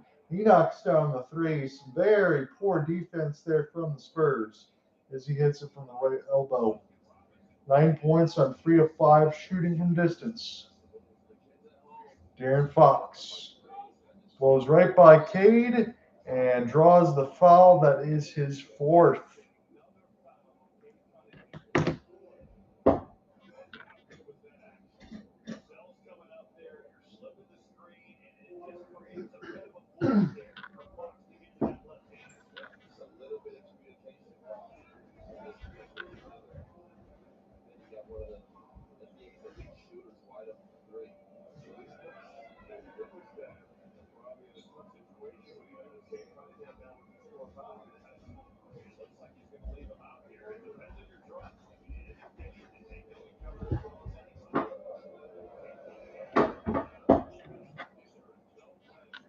Cade Cunningham's going to stay out. Both of those threes get knocked down. Both of the free throws, I should say, get knocked down 61-58. 10:30 left to go in the third. Cade shoots the three. This one too strong. And we're going to go the other way. It looks like Oster Thompson might have pushed off. So he's got a third foul. Cade has 4. Let's see here underneath the rim. Did he push anything on Vassell? He went the other way anyway. Fox again, probing. Floater. Wembanyama tried to step it home. Can't do it. He's been ice cold, and yet his team is up by 3. Thompson had 8 points in the second quarter. Lost the ball. Inside pass, cutting to Robinson. That was pretty. He ended up getting a layup. It caught everybody by surprise. And now Stephon Castle to Victor Wembanyama. What's he going to do now? Inside pass. Harris jumps. Champagnie one more. Vassell for 3. This time he missed. This was almost picked up by Castle, but Duran's got it. Pistons now trying to take the lead with a 2 or a 3. Cade with 4 fouls. Cade floater. Tapped up Duran, and he beat Wembanyama to the ball in a third effort and laid it in. It's 62-61. 8 points, 4 of 6, 7 rebounds. Missed the Simon in the corner for De'Aaron Fox. He didn't knock it down for 3. Pistons numbers, 1 more touch. Duran almost lost it. Look, it's open now. And he hit it off the side of the rim. Champagnie will take this one up court. De'Aaron Fox on a Castle. Working his way across the right elbow, spinning, fading away. And this is too short off the back iron. Oster Thompson now. Cade, he can walk into a 3. He gets cut off. Harris now to Oster Thompson. Duran, right elbow bounce pass will get knocked away. Victor Wembanyama doesn't know it hit him, I guess, or he's just trying to sell it. 8:46 left to go in the third. I don't want to speak it into existence for Wembanyama, but he's had a very average game so far against Detroit. The physicality he hasn't dealt with very well, kind of like the Jordan Bad Boys in between the Pistons and the Bulls. As this is Duran. Down to 2. Cade's got a force. He will knock it off the side of the rim. Champagnie will sky. Pistons try to steal with Thompson because he averages almost 2 a game. And will still stay with the Spurs. But that's what happened with the bad boy Pistons in the 80s when Jordan was first coming in. You know the story about all of that. With all the young guns, you should still know the story. But Jordan had to work through it. Again, all those hard fouls that were given by Bill Laimbeer, Dennis Rodman. Yeah, it was dirty. But allowed Jordan to be able to bulk up and then turn himself into the superstar, the megastar, everything for the NBA he was going to be. Victor Wembanyama still got to do some of that. He's got a very light frame. And that's what I'm saying. Vassell knocks it down. After Vassell, though, Devin Vassell has been absolutely smooth as butter. And it gives the Spurs the lead again, 63-62.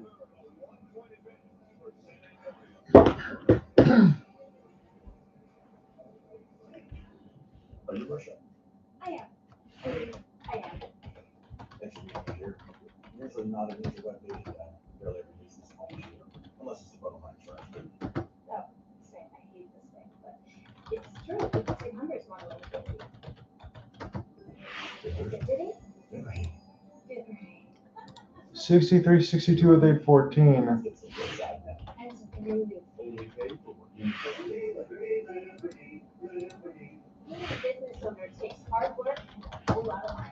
So the capital growth venture X business partner and unlimited double mile. Give me 1 second.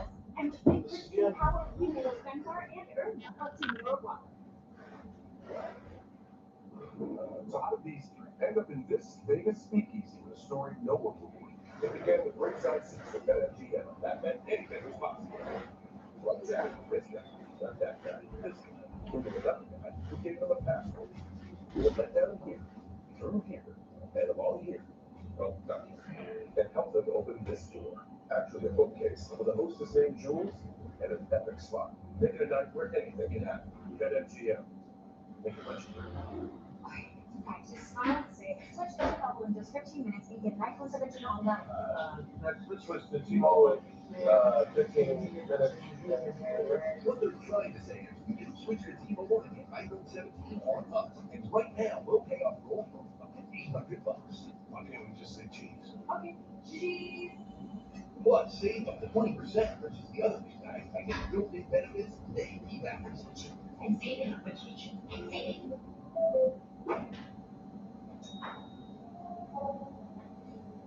Dang, your score is higher than a giraffe on a pogo stick. That's because I banked fee-free through Chime. Plus, I do credit for every purchases. That's a big perk.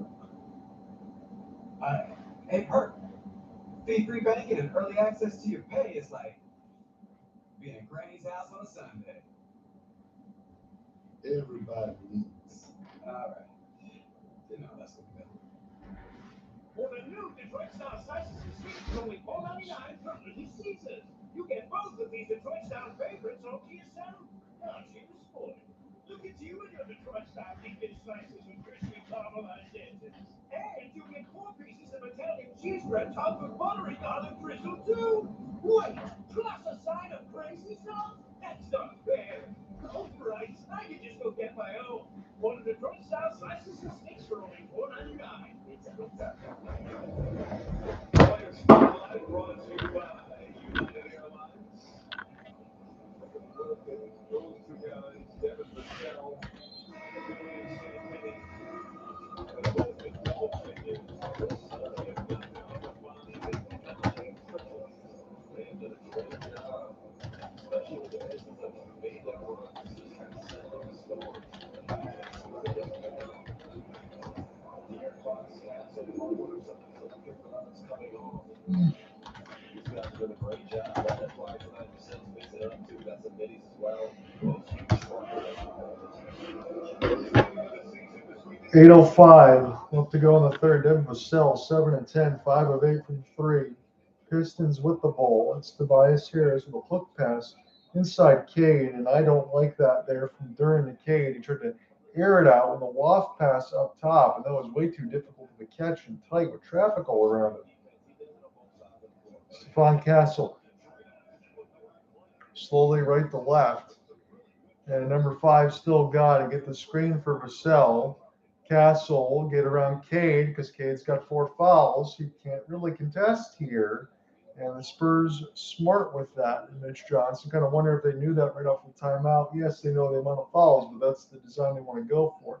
Cade fights off the contact, and he loops around Wembanyama and draws a shooting foul.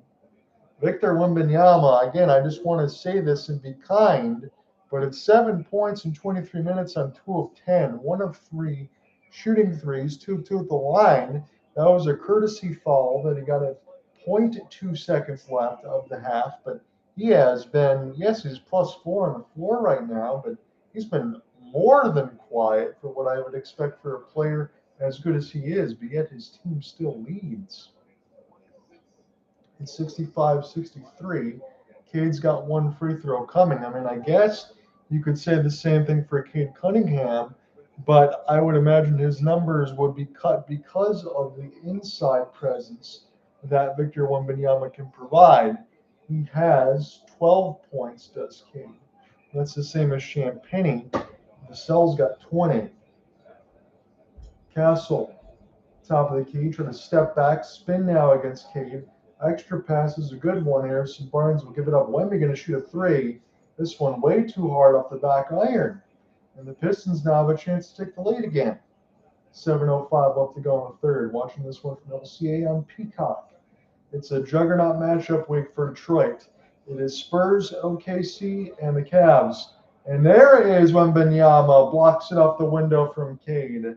One more. Castle all alone, left wing corner 3, knocks it down. That's a 4-point swing, and Wembanyama, long arm of the wall, finally makes a big play, this time in the second half with 6:40 left in the third. Harris, back down. He got to give up the ball, lost his dribble. Now to Cade. Got Castle in his grill. Cade, half spin, gives it up. 3-pointer too hard off the back iron. Duncan Robinson fights for the board, and Wembanyama blocks him and gets it. So Victor now trying to find it on defense. Got a couple of blocks, joins in late. Open across the right wing. This is fought for by Detroit and Ron Holland, but this will stay with the Spurs. 6:13 in the third.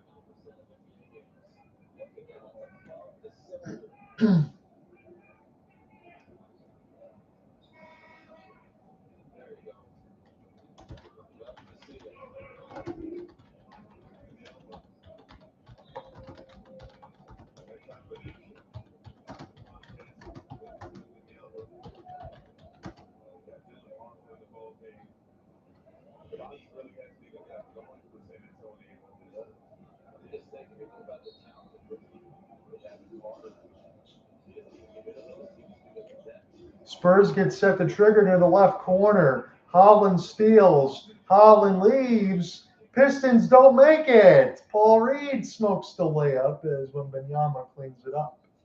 Vassell, Wemby walk-in three. He's feeling it now. A couple blocks is what it took. Long three, 71-64. Every time the Pistons get close, now Wembanyama finds his way into double digits. Got a couple blocks this quarter. Now up to 10 points, got 11 rebounds. 71-64 your score. Spurs lead with fives wild here in the third. Pistons will get set to trigger. Kid Cunningham, full court defense being provided by the Spurs and Mitch Johnson. Cade will break it, double, and he got fouled. Don't know why they had to be that close. I wouldn't really need to pick up Cade full court. He's not Steph Curry as far as shooting threes, but that seems like a cheap foul for the Spurs to pick up, but I guess they figure he'd be a little more aggressive, not necessarily in trouble with that. It is 7-point lead for San Antonio, 71-64 as we get late in the ball game. Cade, pro baseline, he gets cut off. Try to step through, gets blocked. And Cade tried to do too much in this game, and then Wembanyama provides the screen. Castle gets around toward the right side, goes between his legs, and he head fakes it past Holland and scores it. And the Pistons starting to get submerged here as they could be down by 10.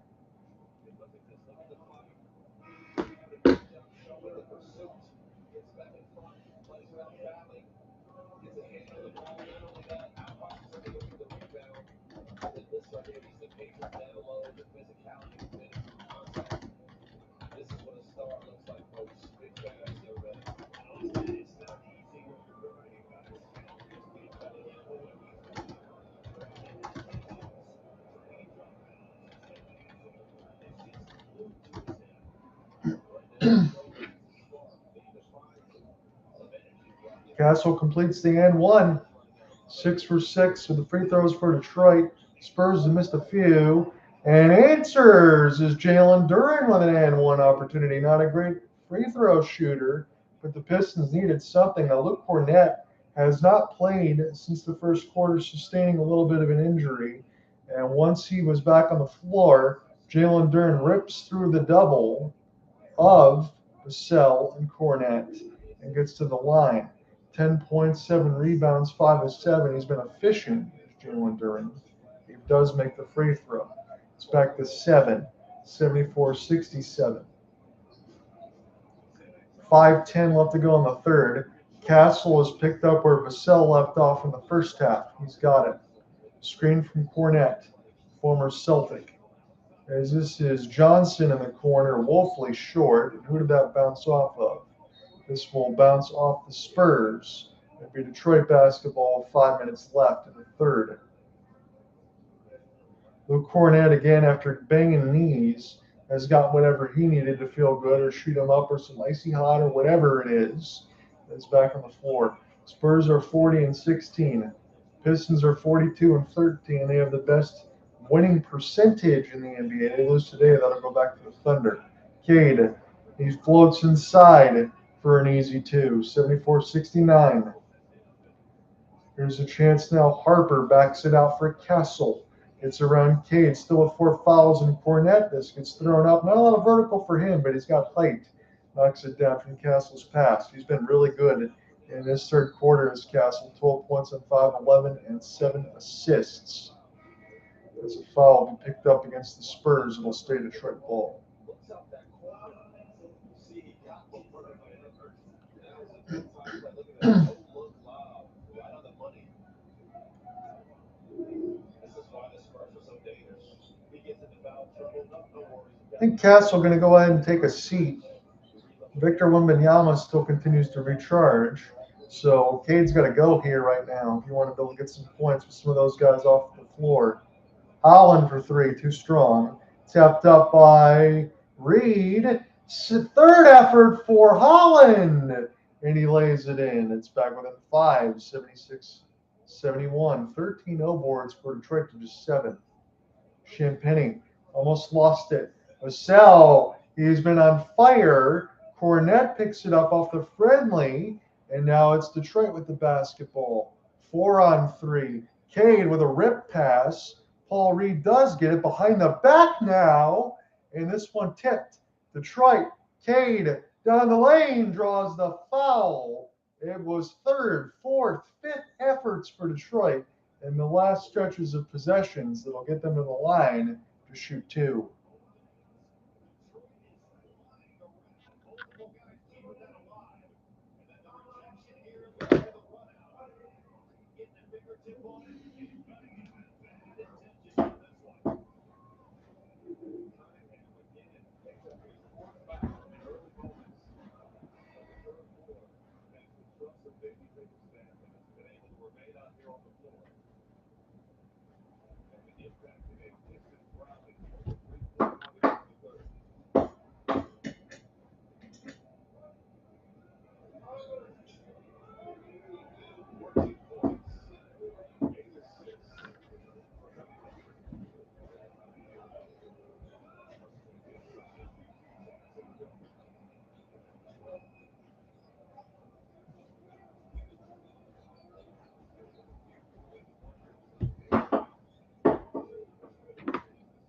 Cade makes both from the line. Here is Harper with a big play right in at the rim. As that got knocked away from Detroit, they make the 2 to the Spurs. Cade down the lane past Kornet. Try to draw the foul, can't do it. Fox speeding down the lane, bounce past Harper, thought about it. Goes back to Kornet now. 3:05 up to go in the third. Inside pass Kornet, swing it. Here's De'Aaron Fox left corner. And that's knocked down by Harrison Barnes. He can still do that, the crafty veteran. And the Spurs, every time the Pistons get close, they swing that rope right back around. 81-72, they lead by 9.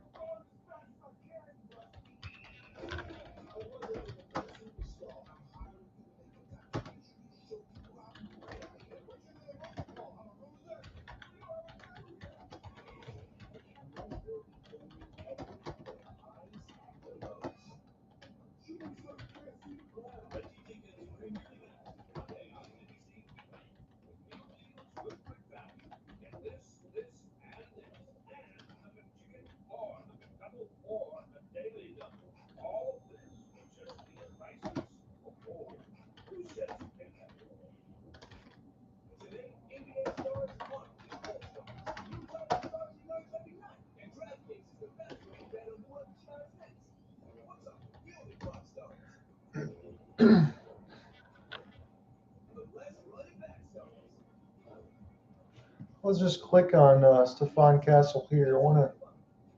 The 21-year-old out of UConn was the 4th pick in 2024. He's got a big game. 6'6" guard, 17 points per 5 rebounds and 7 assists. Very strong. And let me look at Devin Vassell as well. The 25-year-old was the 11th pick for the Spurs in 2020. 14 points, 4 rebounds, about 2.5 assists. So I'd say they hit those. And Devin Vassell, who is 25, so just a little bit older than Cade, and then Stephon Castle, the 4th pick in 2024. And then you had Victor Wembanyama, who was the 1st pick in 2023. So when the Spurs were taking hard to build up this team, then you add in De'Aaron Fox, who's got 24 boards, 6.5 assists with the Chris Paul replacement, and then Julian Champagnie, 24 years of age. Again, I thought he was a member of the Washington Wizards at one point, but maybe I'm thinking of someone else. That might be a brother, but Champagnie was a former Sixer and then picked up by San Antonio. I mean, I really like this team up and down. They're young, they're good, they can hit some threes. Their bench depth, you got Harrison Barnes there to score you some points. Now, Harrison only averages 10, but 33 years of age, I think, is enough, at least for a six-man, to be able to do something. I just don't know, after maybe Keldon Johnson, the 26-year-old, he averages 14 as well. So multiple double-digit scores, as we said, for the Spurs coming into this. And really, the Pistons are doing it as good as they can. I just don't know if they counted on Devin Vassell to have 20. But he's been very strong in this game, and so has Stephon Castle. I really like their guard play on the Spurs. That's what I'm noticing right now. 32 for them.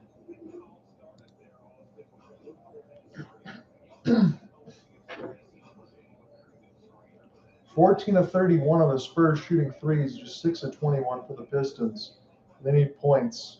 Paul Reed, Karis LeVert now coming off the bench with 2:40 left in the third. LeVert got to go here. Dribbled off his foot. Jenkins tried to save it, but this will get turned over. And now the Spurs could go up by double digits. 12 turnovers for Detroit. They're averaging about 5 a quarter, just 9 for the Spurs. Been a little bit better with the basketball. Harrison Barnes getting some elbow to clear space on Holland. Cut for Fox. Kornet taps it up, and Pistons don't board it. Dylan Harper now for De'Aaron Fox on the back away. Work his way to the lane. Almost lost it. Johnson got to shoot it. It gets blocked from behind by the Pistons. This will stay Spurs ball with 2.4. Looks like that was Javonte Green with the block off of the second jump. Again, some of these guys wait too long to go ahead and get their shot off, trying to get a measure. Spurs 6 blocks, Pistons 5. Take one more timeout. Mitch Johnson going to try to draw up a play with 2 seconds left on the shot clock, 2:13 in the third. Spurs up 81-72.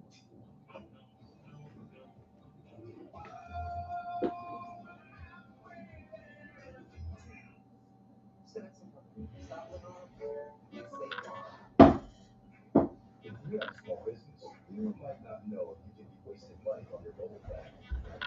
Paying for stuff you don't need. But with my big plan for Verizon Business, you choose exactly what you want and pay for what you need. When you're in control of your mobile plan, you can make every dollar count. Now get our best price as low as $25 a line, guaranteed for 3 years on America's most reliable 5G network. Any pizza with any toppings for just $9.99 is Domino's best deal ever. Translation for basketball fans, it's like the GOAT of pizza deals. It's like down the baseline. Traffic 360, double clutch reverse, slam. Do I need to go on? No. Wednesday on Peacock and NBCUniversal, it's a huge battle for the first place in the Big East. You know, the 15 St. John's Raptors take on the early 6th Utah Huskies. 7-2.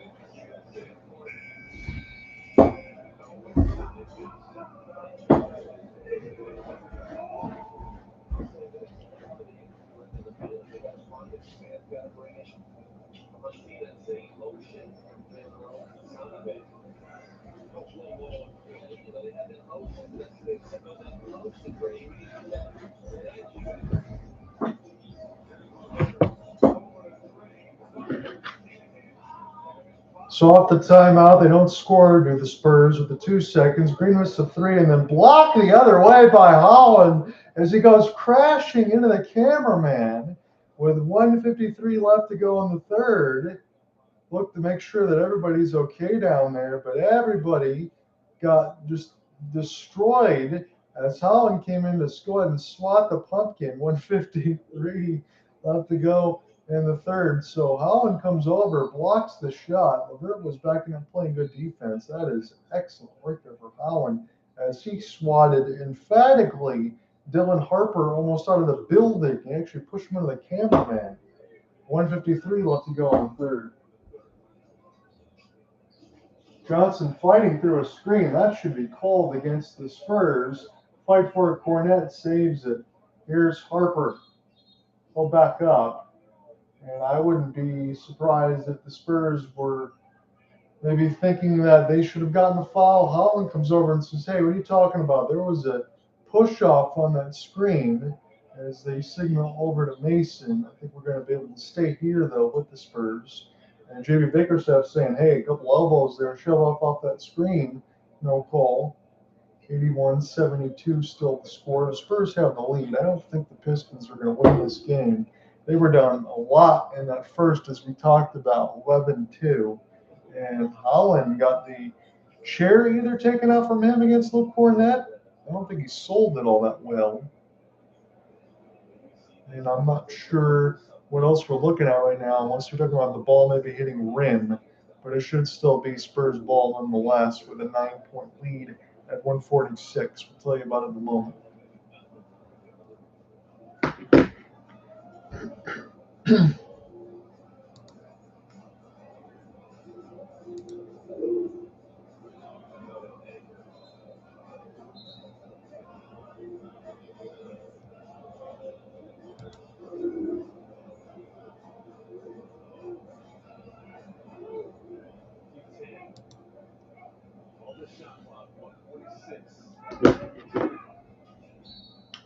So all that was much ado about nothing. It's going to be Spurs inbound. And now what the hell do we got going on here? That's the one problem that you have with the NBA basketball. It takes forever for these guys to get things going. Here we go now. And off the drop in with Kornet. As he gets doubled, nowhere to go. Fox and off the end around goes baseline, gets blocked. Pistons gain rebound. It's now Holland. Holland put his head down, try to get around Harrison Barnes off the glass. Third effort for Detroit, and that certainly looked like that should be offensive interference against the Pistons as the ball was on the way down, trying to fight for it, get the rebound, put it in. I like the effort, but it's going to be Spurs ball. Harper slowly up the timeline for the San Antonio Spurs, as it is Harrison Barnes. He is on a face-up, looking for a pass outlet. It's De'Aaron Fox. Fox trying to probe on Jenkins. Step back, missed the shot. And Luke Kornet, Pistons might have pushed off. Yes, they did. Paul Reed going to plead his case. This will stay one more time with San Antonio. It's not been a good third quarter for Detroit. Again, Spurs and their first time out led 63-62 with 8:14 left.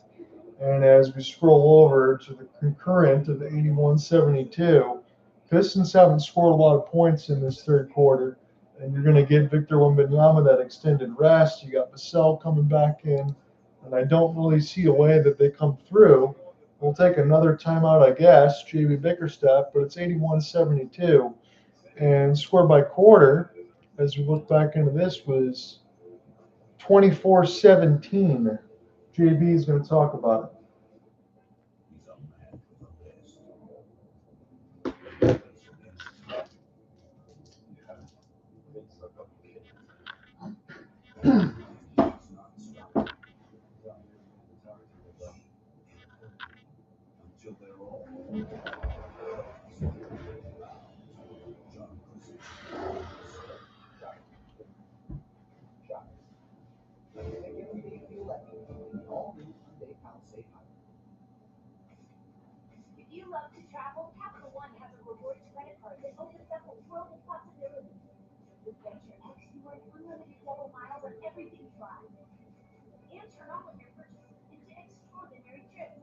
Plus, get premium benefits and a collection of luxury hotels when you book on Capital One Travel. And get access to over 1,000 airport lounges worldwide. Open up a world of possibilities with Capital One. What's in your wallet? Pistons challenge this play, a foul on Paul Reed. See with the contact there. He had his left hand wrapped around and then right hand kind of grabbed it on the other side. It was an unsuccessful challenge. It was a very quick review by James Williams and company. So the Pistons will be out of challenges the rest of the way. This has been a very long third quarter. We got 66 seconds to go in here.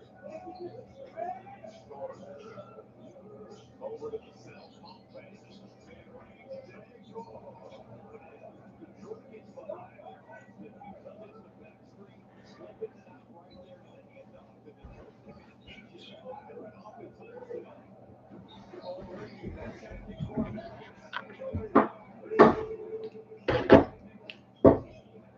Checking back in from the break, Vassell scores. JB Bickerstaff challenge fails, so they got no more. And then Paul Reed answers. 83-74. De'Aaron Fox gets around Dennis Jenkins, falls down, and it'll be Detroit's ball. 34 seconds left to go in the third. They're still only down 9. And I know Mike Breen, because I watched a Knicks Pistons feed over the last few days before this game, is like, well, when it's 15 or 20, you still got time. Because George Blaha would say that a lot, for Detroit. And I respect the hell out of George Blaha. But certain times you see these games and they look close, but it really doesn't feel that way because the San Antonio Spurs are taking a three-point ball and shoved it up the Pistons' face, as you expect that they would. And then you would have to imagine Victor Wembanyama getting all this rest right now as you get sent into the fourth quarter should be able to make a defensive impact and salt it away. Not saying the Pistons aren't a good team because I like watching the hometown team, but they got a lot of work to do. I think Trajan Langdon kind of saw the writing on the wall. You saw what happened alongside when Jaden Ivey got hurt and Cole Anthony stepping on his foot, not being the same player, that you had to kind of cap dump it there with Kevin Huerter. It's not what the fans wanted. You wanted to get somebody like Giannis. I don't think it's realistic, but I think the Pistons still got work to do. As Dennis Jenkins missed a free throw badly. So one more for Dennis upcoming, trying to make it 83-75. That would only be 8, but I'm just trying to headline how I'm feeling with you realistically about this team. I think their ceiling is probably an Eastern Conference final, and I'm on record. Yes, I'm still worried about the Knicks, although I think when you go from Mike Brown and Tom Thibodeau, that's a downgrade. So they took care of them in the regular season. Playoffs could be different, but these games were a heck of a lot more in favor of the Pistons in the regular season this time around by large margins. Kornet on the back down. Pistons should get one more opportunity if they can rebound. Down to 2. Fox has to force. Shot clock violation will give the Pistons the ball with 5 seconds left to go. They can get a 2 out of this. They can make it 83-77, if not more. See what they do. Defense has been pretty good. I know they said at the half they don't think either one of these teams will get to 100. Spurs should. They would only need 17 more. That would be a pitiful quarter for them if they couldn't do it. The backcourt's too good otherwise. So who are they going to put on the floor here? Because the Pistons need points. Dennis Jenkins lets it dribble, gets across the timeline. Duncan Robinson pump fake, gets it off, and Robinson missed it.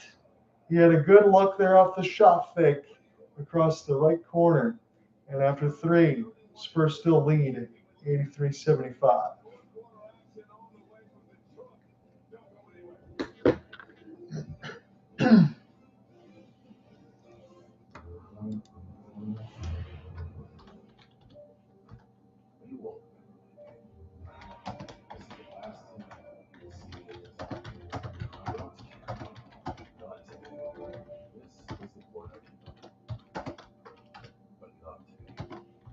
I want to carry on. You will see it. This is the last time. Power Tuesdays. Thank you both for coming in. I'm a bit worried about Doug Jr. I know how important it will be for this to your family. Customized car insurance to safety. 83-75 is the score heading into the third. Spurs have outscored the Pistons in the last two, second and third, 33-28, 26-20. Only pay for what you need.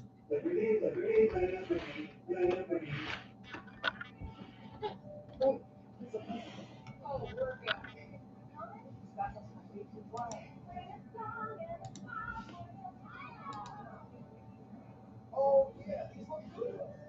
Let's set it up and head out.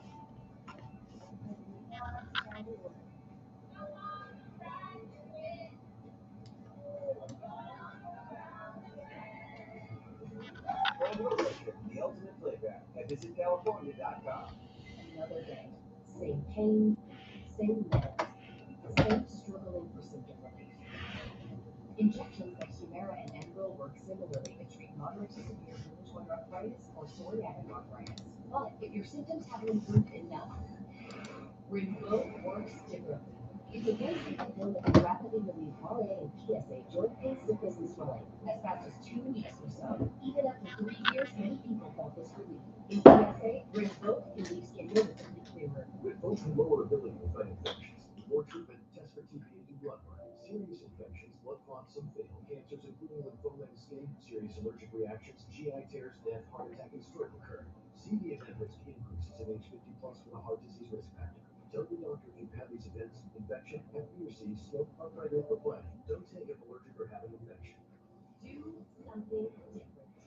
Ask your doctor if switching to Rinvoq is right for you. While our nation's best are putting their blood, sweat, and tears in McLaughlin, we'll be sweating right along with them. Mineral Ultra Zero, superior is blue. If the Colonel saw the price of a lunch today, he'd have some choice words. But with KFC's $5 bowls packed with all this crispy chicken, he wouldn't have any words at all, because his mouth would be filled with gravy and greatness. 5 KFC bowls for just $5 each. Goes to Wembanyama, and I think puts that lead up to 8, looking to change her to 4. Well, Kornet and our defense, we've done a better job of controlling the basketball. They're doing a good job of penetrating the paint, finding off the shot. So we've got to communicate better and then control the ball. Jalen do get some runs there at the end of the third quarter. How do you jumpstart the offense going to the fourth?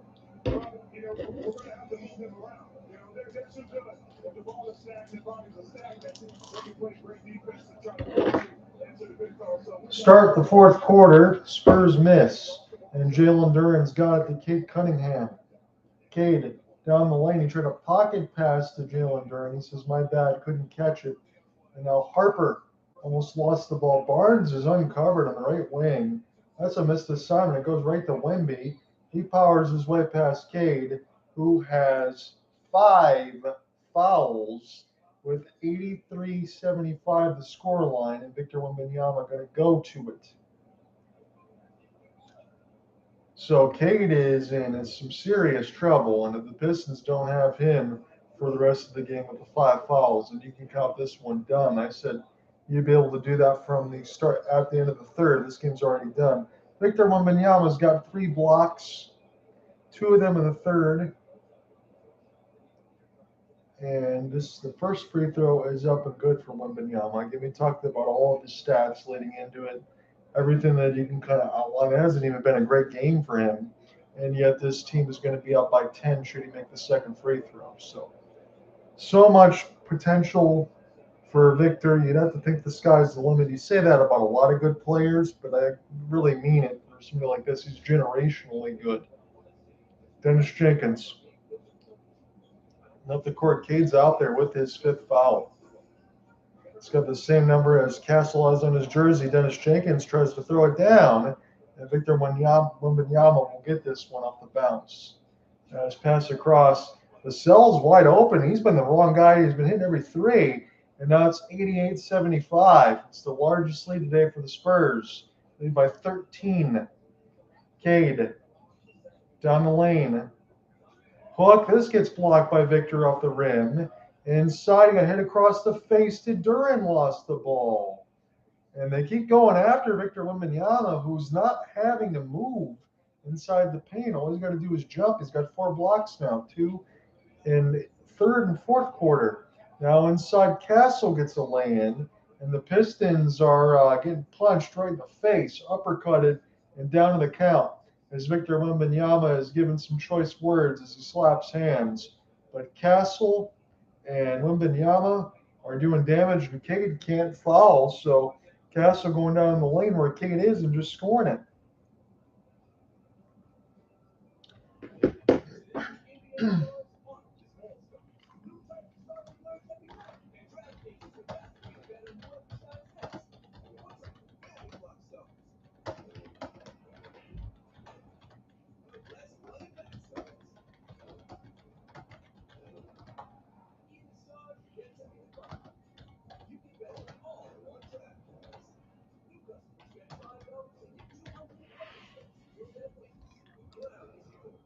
10:38 left to go.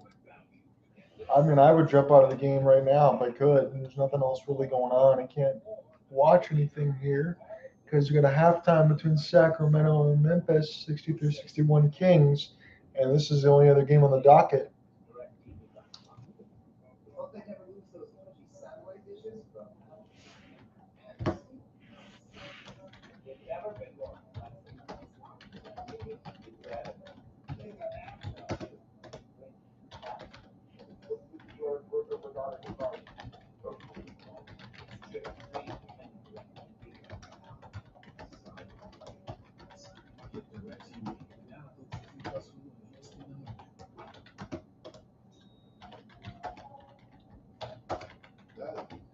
This was higher than a draft on a polo stick. That's a big perk. Hey, perk. Being free benefit and early access to your pay is like being at Granny's house on a Sunday. Everybody needs.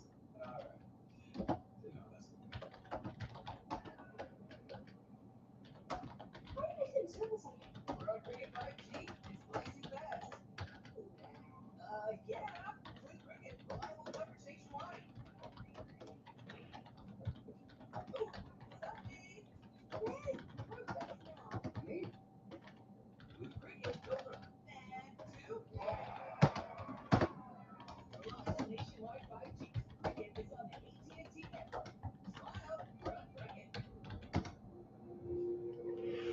It's a good game for me to watch, though. I would say, even though the Pistons are down 90-75, I do think we can have the obvious conversation that the Pistons are not a team that's going to win a championship.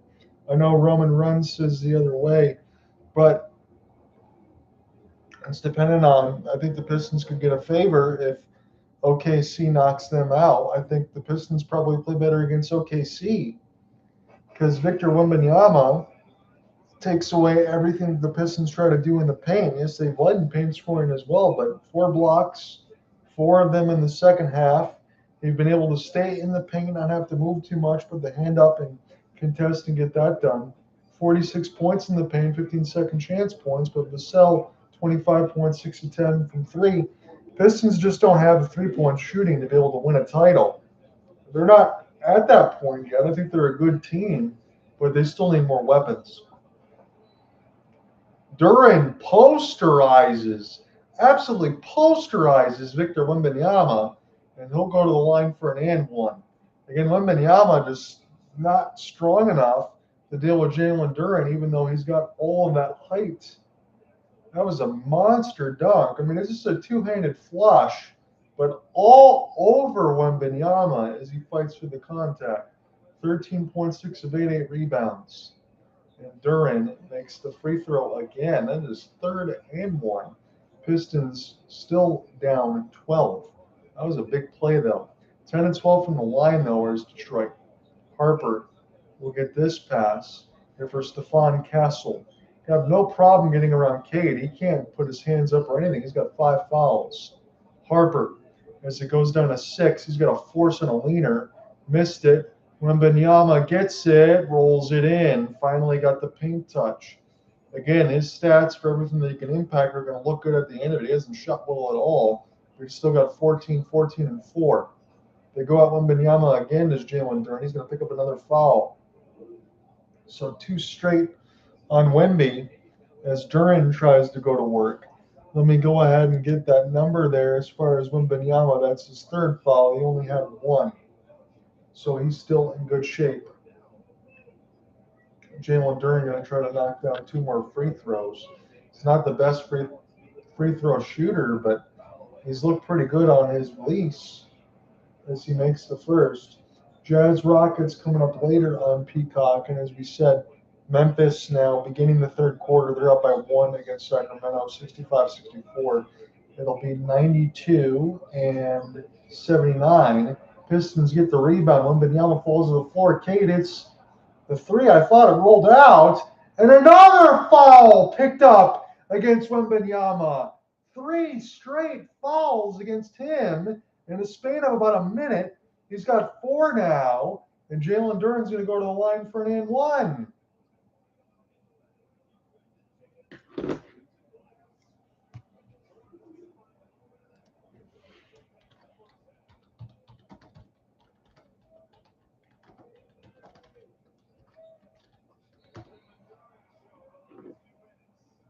So 130 in a span. Wemby's got 3 fouls.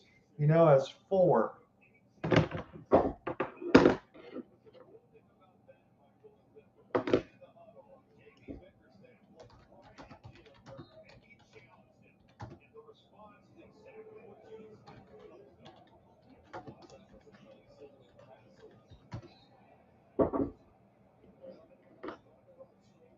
Pistons knock the ball away. This will stay with the Spurs.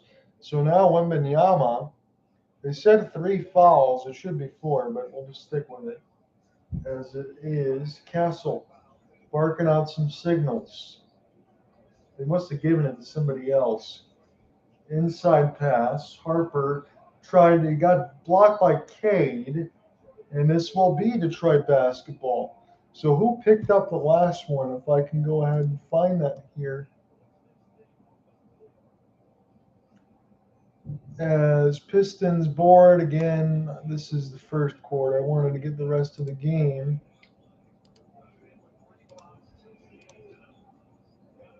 So Pistons rebound. Duren makes it. Dylan Harper got the shooting foul. So otherwise, that would have been Wemby's 4th. Harper picked it up. He's got 3. Your current score is 92-82 still. Spurs up by 10. Just wanted to get that recorrection as far as the notes. 5 blocks for Wembanyama now. All 5 of them in the second half. Slip. Tobias Harris couldn't shoot over Johnson. Down to 5. Harris back down. Try to get to the lane. He gets it knocked away by Johnson. Beautiful defense there. As it is Castle. No. He gets hit by Cade. Cade's got it. Cade down the lane now. He gets the pass around Wembanyama. Again, I'm just saying this in the open. Has not had to move. He just gets to protect the paint. And when you have that and you can't score in there, you're not keeping him in on the perimeter because you got Jalen Duren who can't shoot perimeter shots. And Kessel fell on his tailbone. That was why he was slow to get up. 8:54 left to go in the 4th. Johnny with it from LCA on the solo call. Have another one on Wednesday when Detroit plays OKC. Just want to see what they do in these primetime matchups. Castle, hopefully he can get back on the floor, but he's holding the backside of his tailbone. He is feeling bruised. Dennis Jenkins, now for Cade. Backs away, gets enough space, misses the shot. Duren with a rebound over Wembanyama. Now in the left corner, Jenkins shoots the 3. He missed it. Still 10. Spurs, that's their lead with 8:35 left to go in the 4th. 15 of 35 are the Spurs shooting 3s, 6 of 29 are the Pistons. Beautiful step through for De'Aaron Fox as he scores on Jenkins. Spurs leads up to 12, 94-82. 10 points and 4 of 16. Both he and Cade hadn't shot very well in this game, but Spurs lead. Cade forces a 3. No. As Wembanyama one-hands the rebound. And the Spurs would be smart here to slow it down. Fox. He's bleeding out the clock for Champagnie. Now Johnson spins. Leaves it here for Vassell. Almost lost the ball. Champagnie got to go. Floater. High off the glass. Stearns got the board. Cade slowly across the timeline. Cade cross court. As Caris LeVert stops on a dime and he rainbows the three home. 94-85. He makes that in the right corner. It'll force a timeout for Mitch Johnson.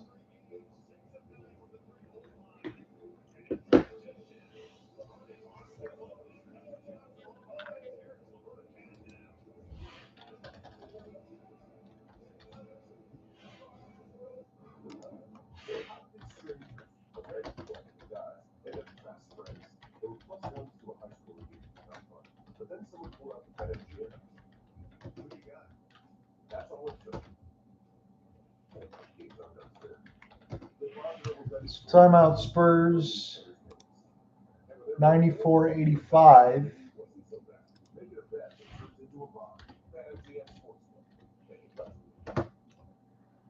With 7:42 left to go in regulation. I assisted with security things.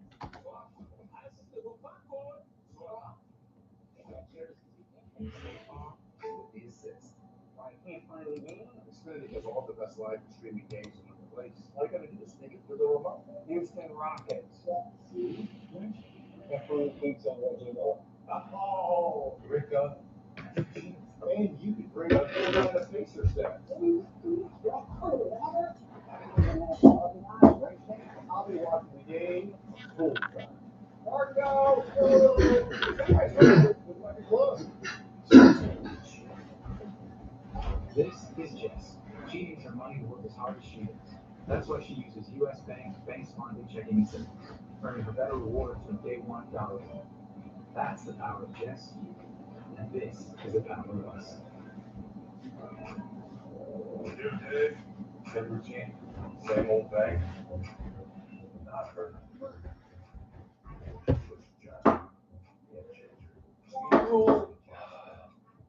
Everyday purchases built for credit. And savings, working overtime. So don't bank your way. Bank smarter. You're a child. Contact is facing these roads. Will I get back? That's where Straight Talk Wireless comes in. Straight Talk's always been the same price since they started back in 2009. And they always offer free 5G phones for new and existing customers on America's most reliable 5G network. Straightforward prices. If no potholes, switch to Straight Talk Wireless. No contracts, no credit checks, no surprises. And have plans starting at just $25 a month. Any pizza with any toppings for just $9.99 is Domino's best deal ever. Translation for basketball fans, it's like the go-go pizza deal. It's like down the baseline, traffic, 360, double clutch, burst, slam. Do I need to go on?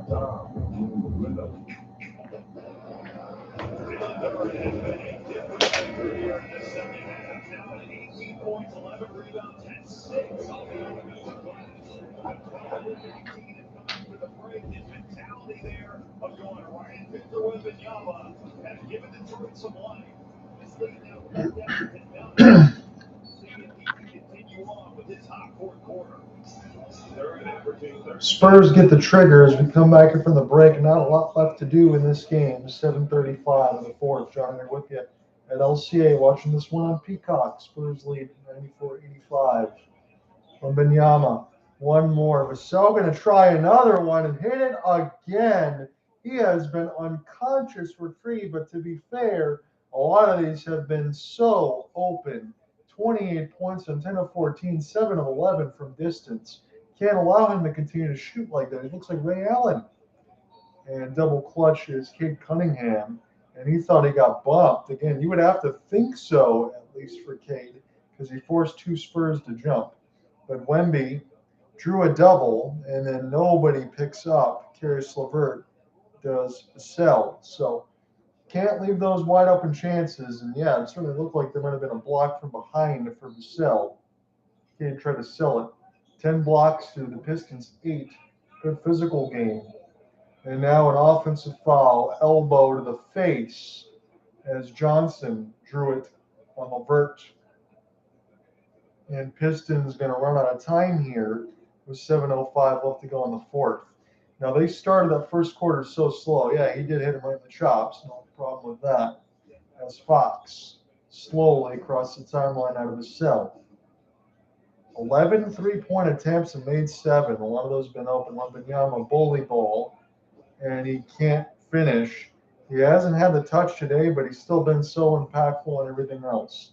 Cade, Dennis Jenkins gets cut off by Wembanyama, shoots over him and makes the basket. Are you kidding, Dennis? 97-87. 6:25 left to go in the fourth. Fox. Get the screen for Vassell. Fox get down the lane.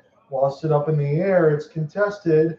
Wide open again. Champagnie hits the 3. And the Spurs have got to the century mark. 100-87. 15 points in 5 of 10. 5 of 7. Spurs have been hot. Cade fades away from 10. Save between the legs. Excellent work there for Johnson as he gets some taps near the bench. Here's Fox as the play is underway. On a one-on-one, he's going to go to the line to shoot 2. 5:53 left to go in the fourth. Pistons are fouling. They're fouling hard like the bad boys used to do. But they're not going to win this game. They're giving up way too many threes. All these ones have been open. It's like the 2K26 when you hear that drum beat or that stupid sounds that they always play because Ronnie loves to do that. They sell their game. And they're just hitting greens all over the place right now. Big greens, as they like to say. Fox will miss the first. He normally does not do that. Again, on Peacock tomorrow, we'll get you that reset. New York, Cleveland, 7:30 Eastern. Minnesota, Portland at 10. Wednesday, I'll be back here with you. OKC will come to Detroit. We'll cover that game. Boston and Denver at 10. And then after that game Wednesday, I got NHL 26 playoffs with Nick on this weekend, so I don't think I'm going to be covering any more games. Fox misses both, inexplicably. And now Dennis Jenkins will get it across the Detroit logo. Screen from Duran. Duncan Robinson open for 3. He missed it too hard off the back iron. This will be another opportunity for Duncan, and he airballs it this time. I thought he got partially blocked. But this will be Spurs ball. Duncan Robinson not happy with himself, and I'm not happy with him because he had 2 shots and he forced it there. And I love Duncan Robinson. It hurts to say. 5:25 left to go in the fourth. Spurs look like they're going to take this one. Castle lost it. This is lob. Pistons leading a 3-on-1. And Duncan Robinson to Jalen Duran. Gets the slam. 5:10 left to go in the fourth. 20 points for Duran now, and 8 of 10 and 13 rebounds. He's had a strong game, but Cade's not been able to follow with him. There's a spin. Now for Harper to Champagnie. Harper puts his head down, trying to get around Holland. It's tipped. Dennis Jenkins can't hold. Johnson open top of the key 3. Now he hits again. The San Antonio Spurs getting shoot around at this 3-point side, and they are not missing. 19 offensive rebounds, and Detroit's 14, but second chance now. At one point was 10-0 Detroit. It's 18-17 Spurs. Johnson tried to save it, can't do it. This will be Pistons ball with 4:30 left to go.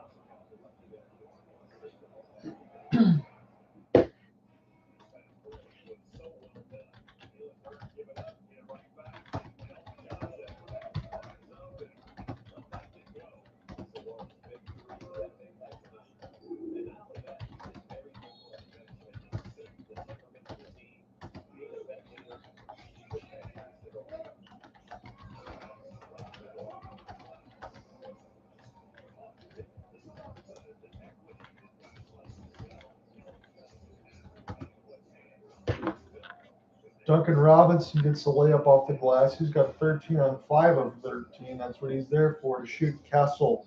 Champagnie, no hesitation in Robinson's face. And Holland will get the rebound. Haven't seen much of Oscar Thompson in this game. Holland he gets hit before the shot. We'll see if Detroit goes in line. I don't know if they will.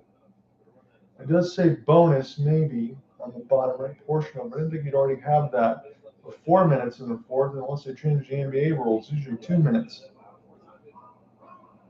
Paul Reed looks like he might get set to check in. And Ron Holland going to go to the line where he makes the first. I was laughing at the halfway mark when I said, I talked with Scalabrini and Brad Doherty, thinking that either team's not going to get to the century mark. This is an absolute lie. Spurs are definitely going to get there. Pistons may at this point. One more free throw, but JB will talk about it first. 4 minutes left to go in the ball game. Spurs up by 11.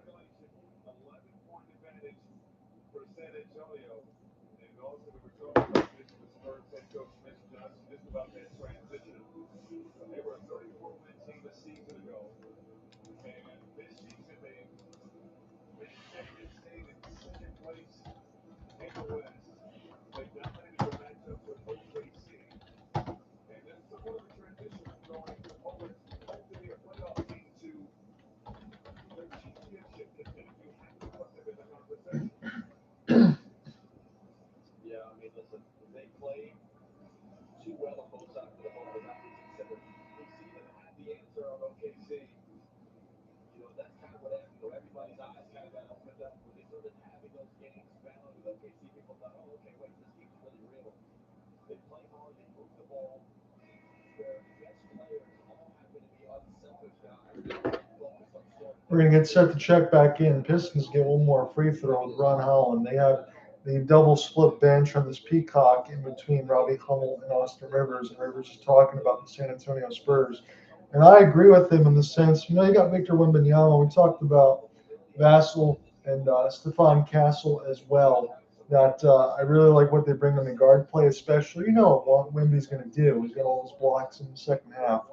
And he's able to affect the game in a lot of different ways. He hasn't even shot well, and the team's up 11. But the way that they spray threes and move the ball, Champagnie's been good. Vassell's been good. I really like that in between the Spurs. And are they legitimate already as far as a championship contender? I'd say yes. Really, OKC, I think, is the only team that's standing in their way. You could still talk about Nikola Jokic in Denver and the pieces that they have as Holland gets wiped out on a screen. And another basket there for Stephon Castle. He's been brilliant. But I really like watching their guard play. That's what impresses me the most. They're just ripping the Pistons apart. 16 points and 7 of 15 for Castle. It's Dennis Jenkins. Duncan Robinson on a curl. It's too short off the back line. 3:25 left to go in the fourth. Spurs up by 12. Pistons 1 for 8 from 3 this quarter, and that is not their strength. Spurs continue to shoot white hot. 4 of 7.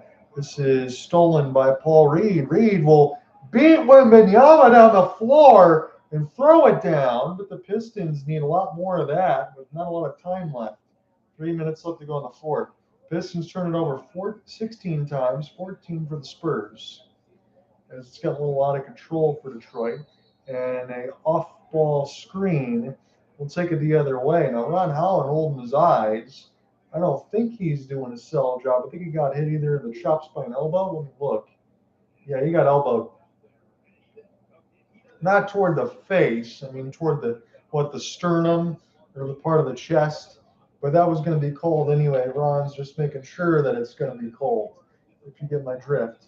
Good play there for Reed to get the steal. Victor Wembanyama doesn't have elite foot speed. He's got elite a lot of everything else.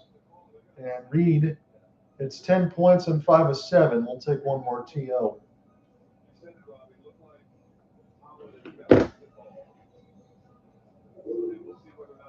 That's a foul nonetheless, whether you embellish it correctly. That can't be overturned.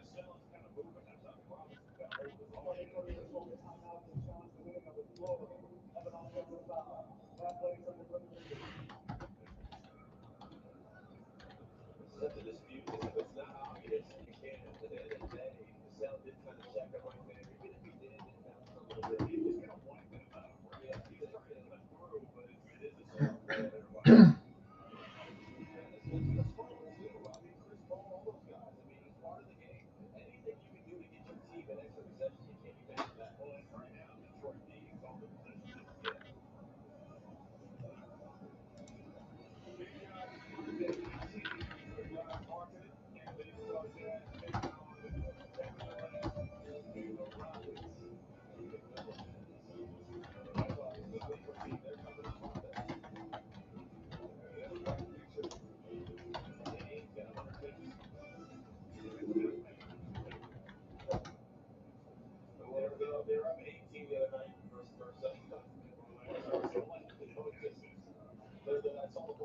something the game was wild.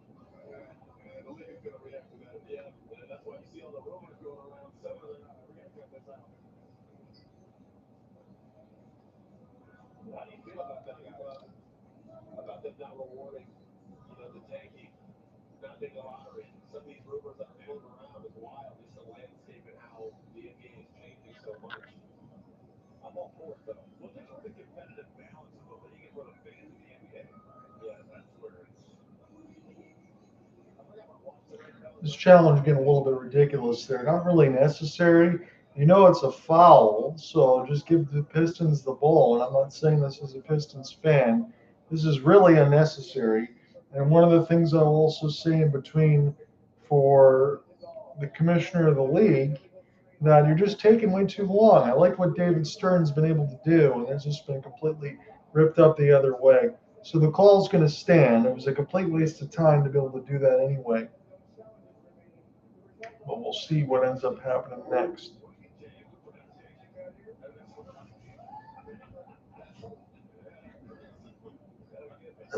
I don't know. I just don't think Adam Silver has done all that much. And then you go ahead and you move all these games to different networks. You constrict the highlights more so that people can't really watch. You make everything cost way too much. And then now Adam Silver wants to try to do something to make tips a coin toss, as if that really matters. It's the same amount of time anyway. Paul Reed, he gets blocked by Wembanyama again before it hits the way down. I think that's his sixth at this point. That's all in the second half. Opportunity now for, it is 6, 14, 15, and 6. 3 in the corner gets airballed. This is saved by Vassell. Castle got it, lobbed to Victor Wembanyama, and that is Church. 107-95, 2:10 left to go in the fourth. Dennis Jenkins splits the double, lays it in. 107-97, but the Pistons aren't going to have any time here. They will get to the century mark as well. So that was a bad miscue from Doherty, not Scalabrine, at least from the halftime. Castle will take the air out of the Wilson ball, as he should. Castle, now good on Cade. He's been on the floor with 5 fouls, hand in the air. Victor Wembanyama unbelievably saves it, but he's got the height. One more for Castle. Now Wembanyama dunks it. He's starting to get all of his points in garbage time here, as he's loving himself right now. The French player absolutely dominating in this second half. 18, 16, and 6. Let me look at his shooting percentage right now as they're starting to get underway in Utah and Houston. So for Wembanyama, 6 of 16. Not the best shooting night, but still 16 rebounds. He got 6 blocks, I think, all in the second half. 2 of 5 from distance, 4 of 4 from the line. So still impacted the game. And a ton of ways in his shooting percentage now as he's made some starting to look better and better. So he's had the game he wanted to have. It just took him a while to get there. Spurs, all of their starters are in double figures. Vassell leads with 28, Champagnie 15, Wembanyama 18, Fox 10, Stephon Castle 16.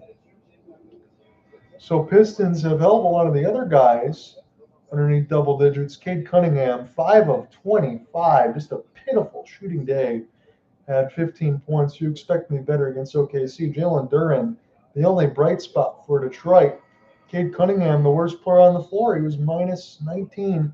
Oscar Thompson, I wonder if he got injured because he's only played 18 minutes. And that just seems a little bit too low for a player of his caliber. Paul Reed's played 19. Howland 25 off the bench. But maybe he's just like Howland's makeup, JB, over Oscar. 4 of 6. But I have to imagine he got injured. There's no way he would only play that much. Pistons have played 10, and it looks like the Spurs, maybe they'll get closer to emptying their bench. They've played 10 as well. But they got this one in hand with 12-point lead, 1:42 left. Robinson curl off the inbound, missed again, another wide open one. And Wembanyama, another rebound. It's his 17th. Fox. And I'm saying that even as the second half he's dominating with everything else, but he hadn't even shot that well at the start. He was such a slow start. And now Wembanyama rips through, going to go to the line. So he's stat padding like crazy at this point, which is his right to do so. And his stat line is going to look astronomical by the time it's done. And I mean it honestly, did not have the best of first halves at all. He was very quiet. Second half completely took over. And it wasn't one of those ones where he chose to flip the switch. He really started slow. He couldn't finish anything near the paint. And then once he was able to get established as he misses the free throw, to not have to move that much and be able to kind of sit in the paint and block, that is when things really started to get exacerbated against the Pistons. And you get the score line that you see. He's got one more coming. 1:23 left to go in the fourth. Victor splits the pair, and SAS has hit the 110 mark. Kevin Huerter did not play at all in this game. We'd like to see him play at some point, you would have to think. Because, I mean, you look at the Pistons bench, and you look at some of those guys that can't shoot all that well. Huerter hasn't had a great year, but when Javonte Green's 0 for 5 with 13 minutes, and he's got no stats, he's got the 2K stat line, 0 for 5 with nothing else, one block and a -9. Don't you think that Huerter could do more? Trajan Langdon looking on now. He is in the building. I don't think he did enough for the Pistons in the offseason. Again, he capped up and alongside for Jaden Ivey and Kevin Huerter. So you can set up the salary cap situation when you got to pay Jalen Duren, which is smart. But this is not a team that's going to win a title to me. If Jalen Duren taps it up and in, 100 points they hit now, but it's 110, 100, 112 left. Jalen Duren had a strong game. And San Antonio gets the timeout, does Mitch Johnson, before the 5-second again. It's a 10-point lead. We got 112 left, and then we'll close it out.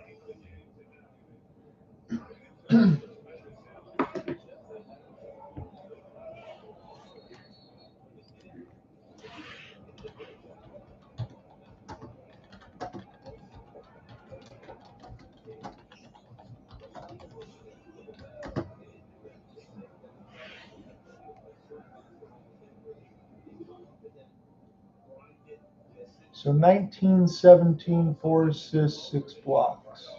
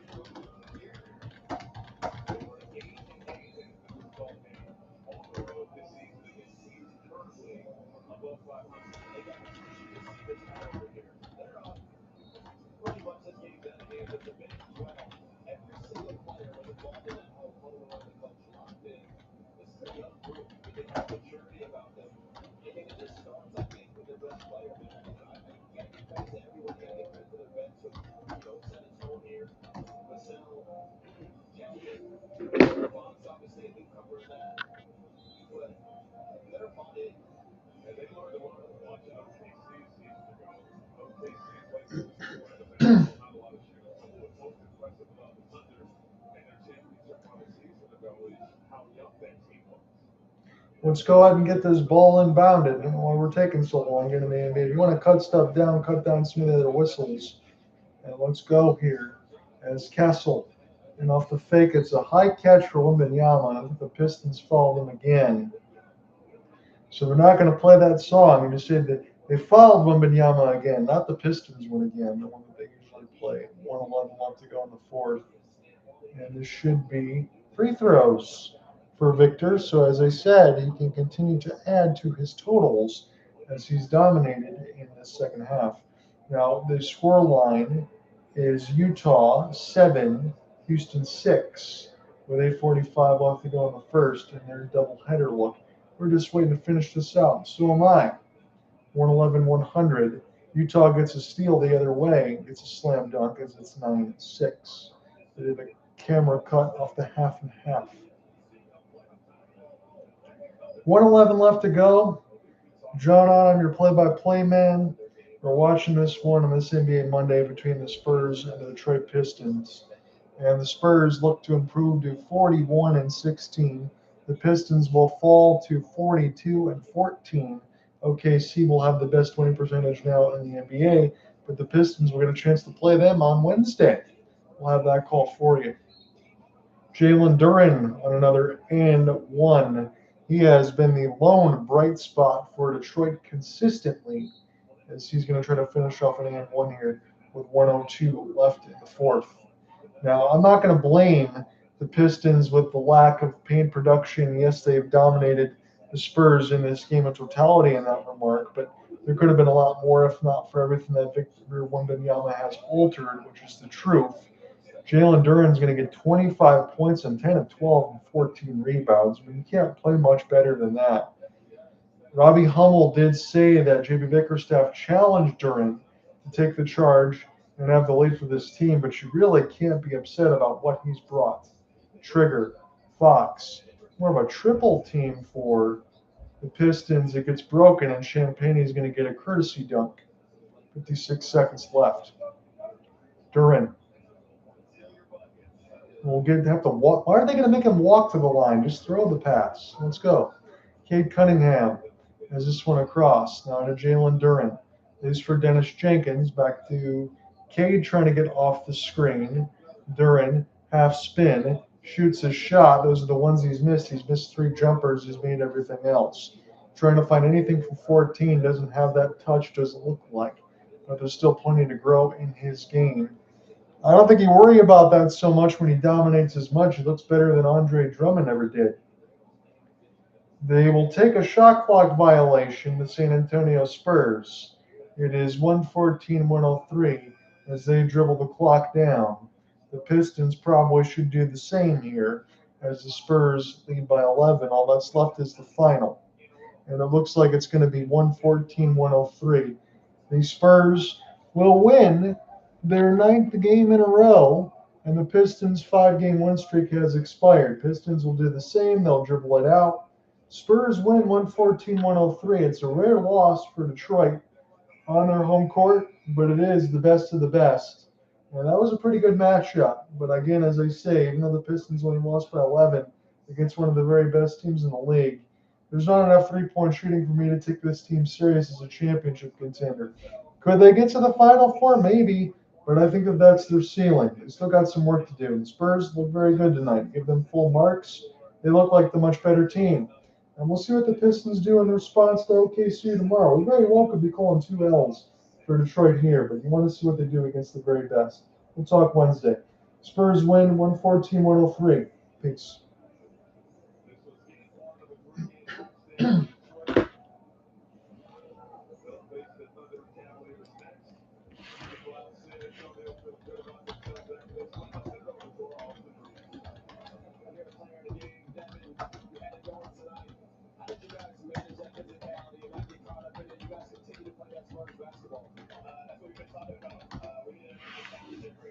One 114-103, your final. Spurs win. Appreciate you guys. We will talk Wednesday, all right? Between OKC and Detroit, we'll do it one more time. Might be another loss for Detroit, but you want to see what they do against the best of the best. And then you got the Cavs with the introduction of James Harden on Friday. So I don't think you really press the panic button if they lose all 3 games this week. I think you just know that the Pistons don't have enough to win it all. That's the smart statement that you got to make. We'll talk then. Peace.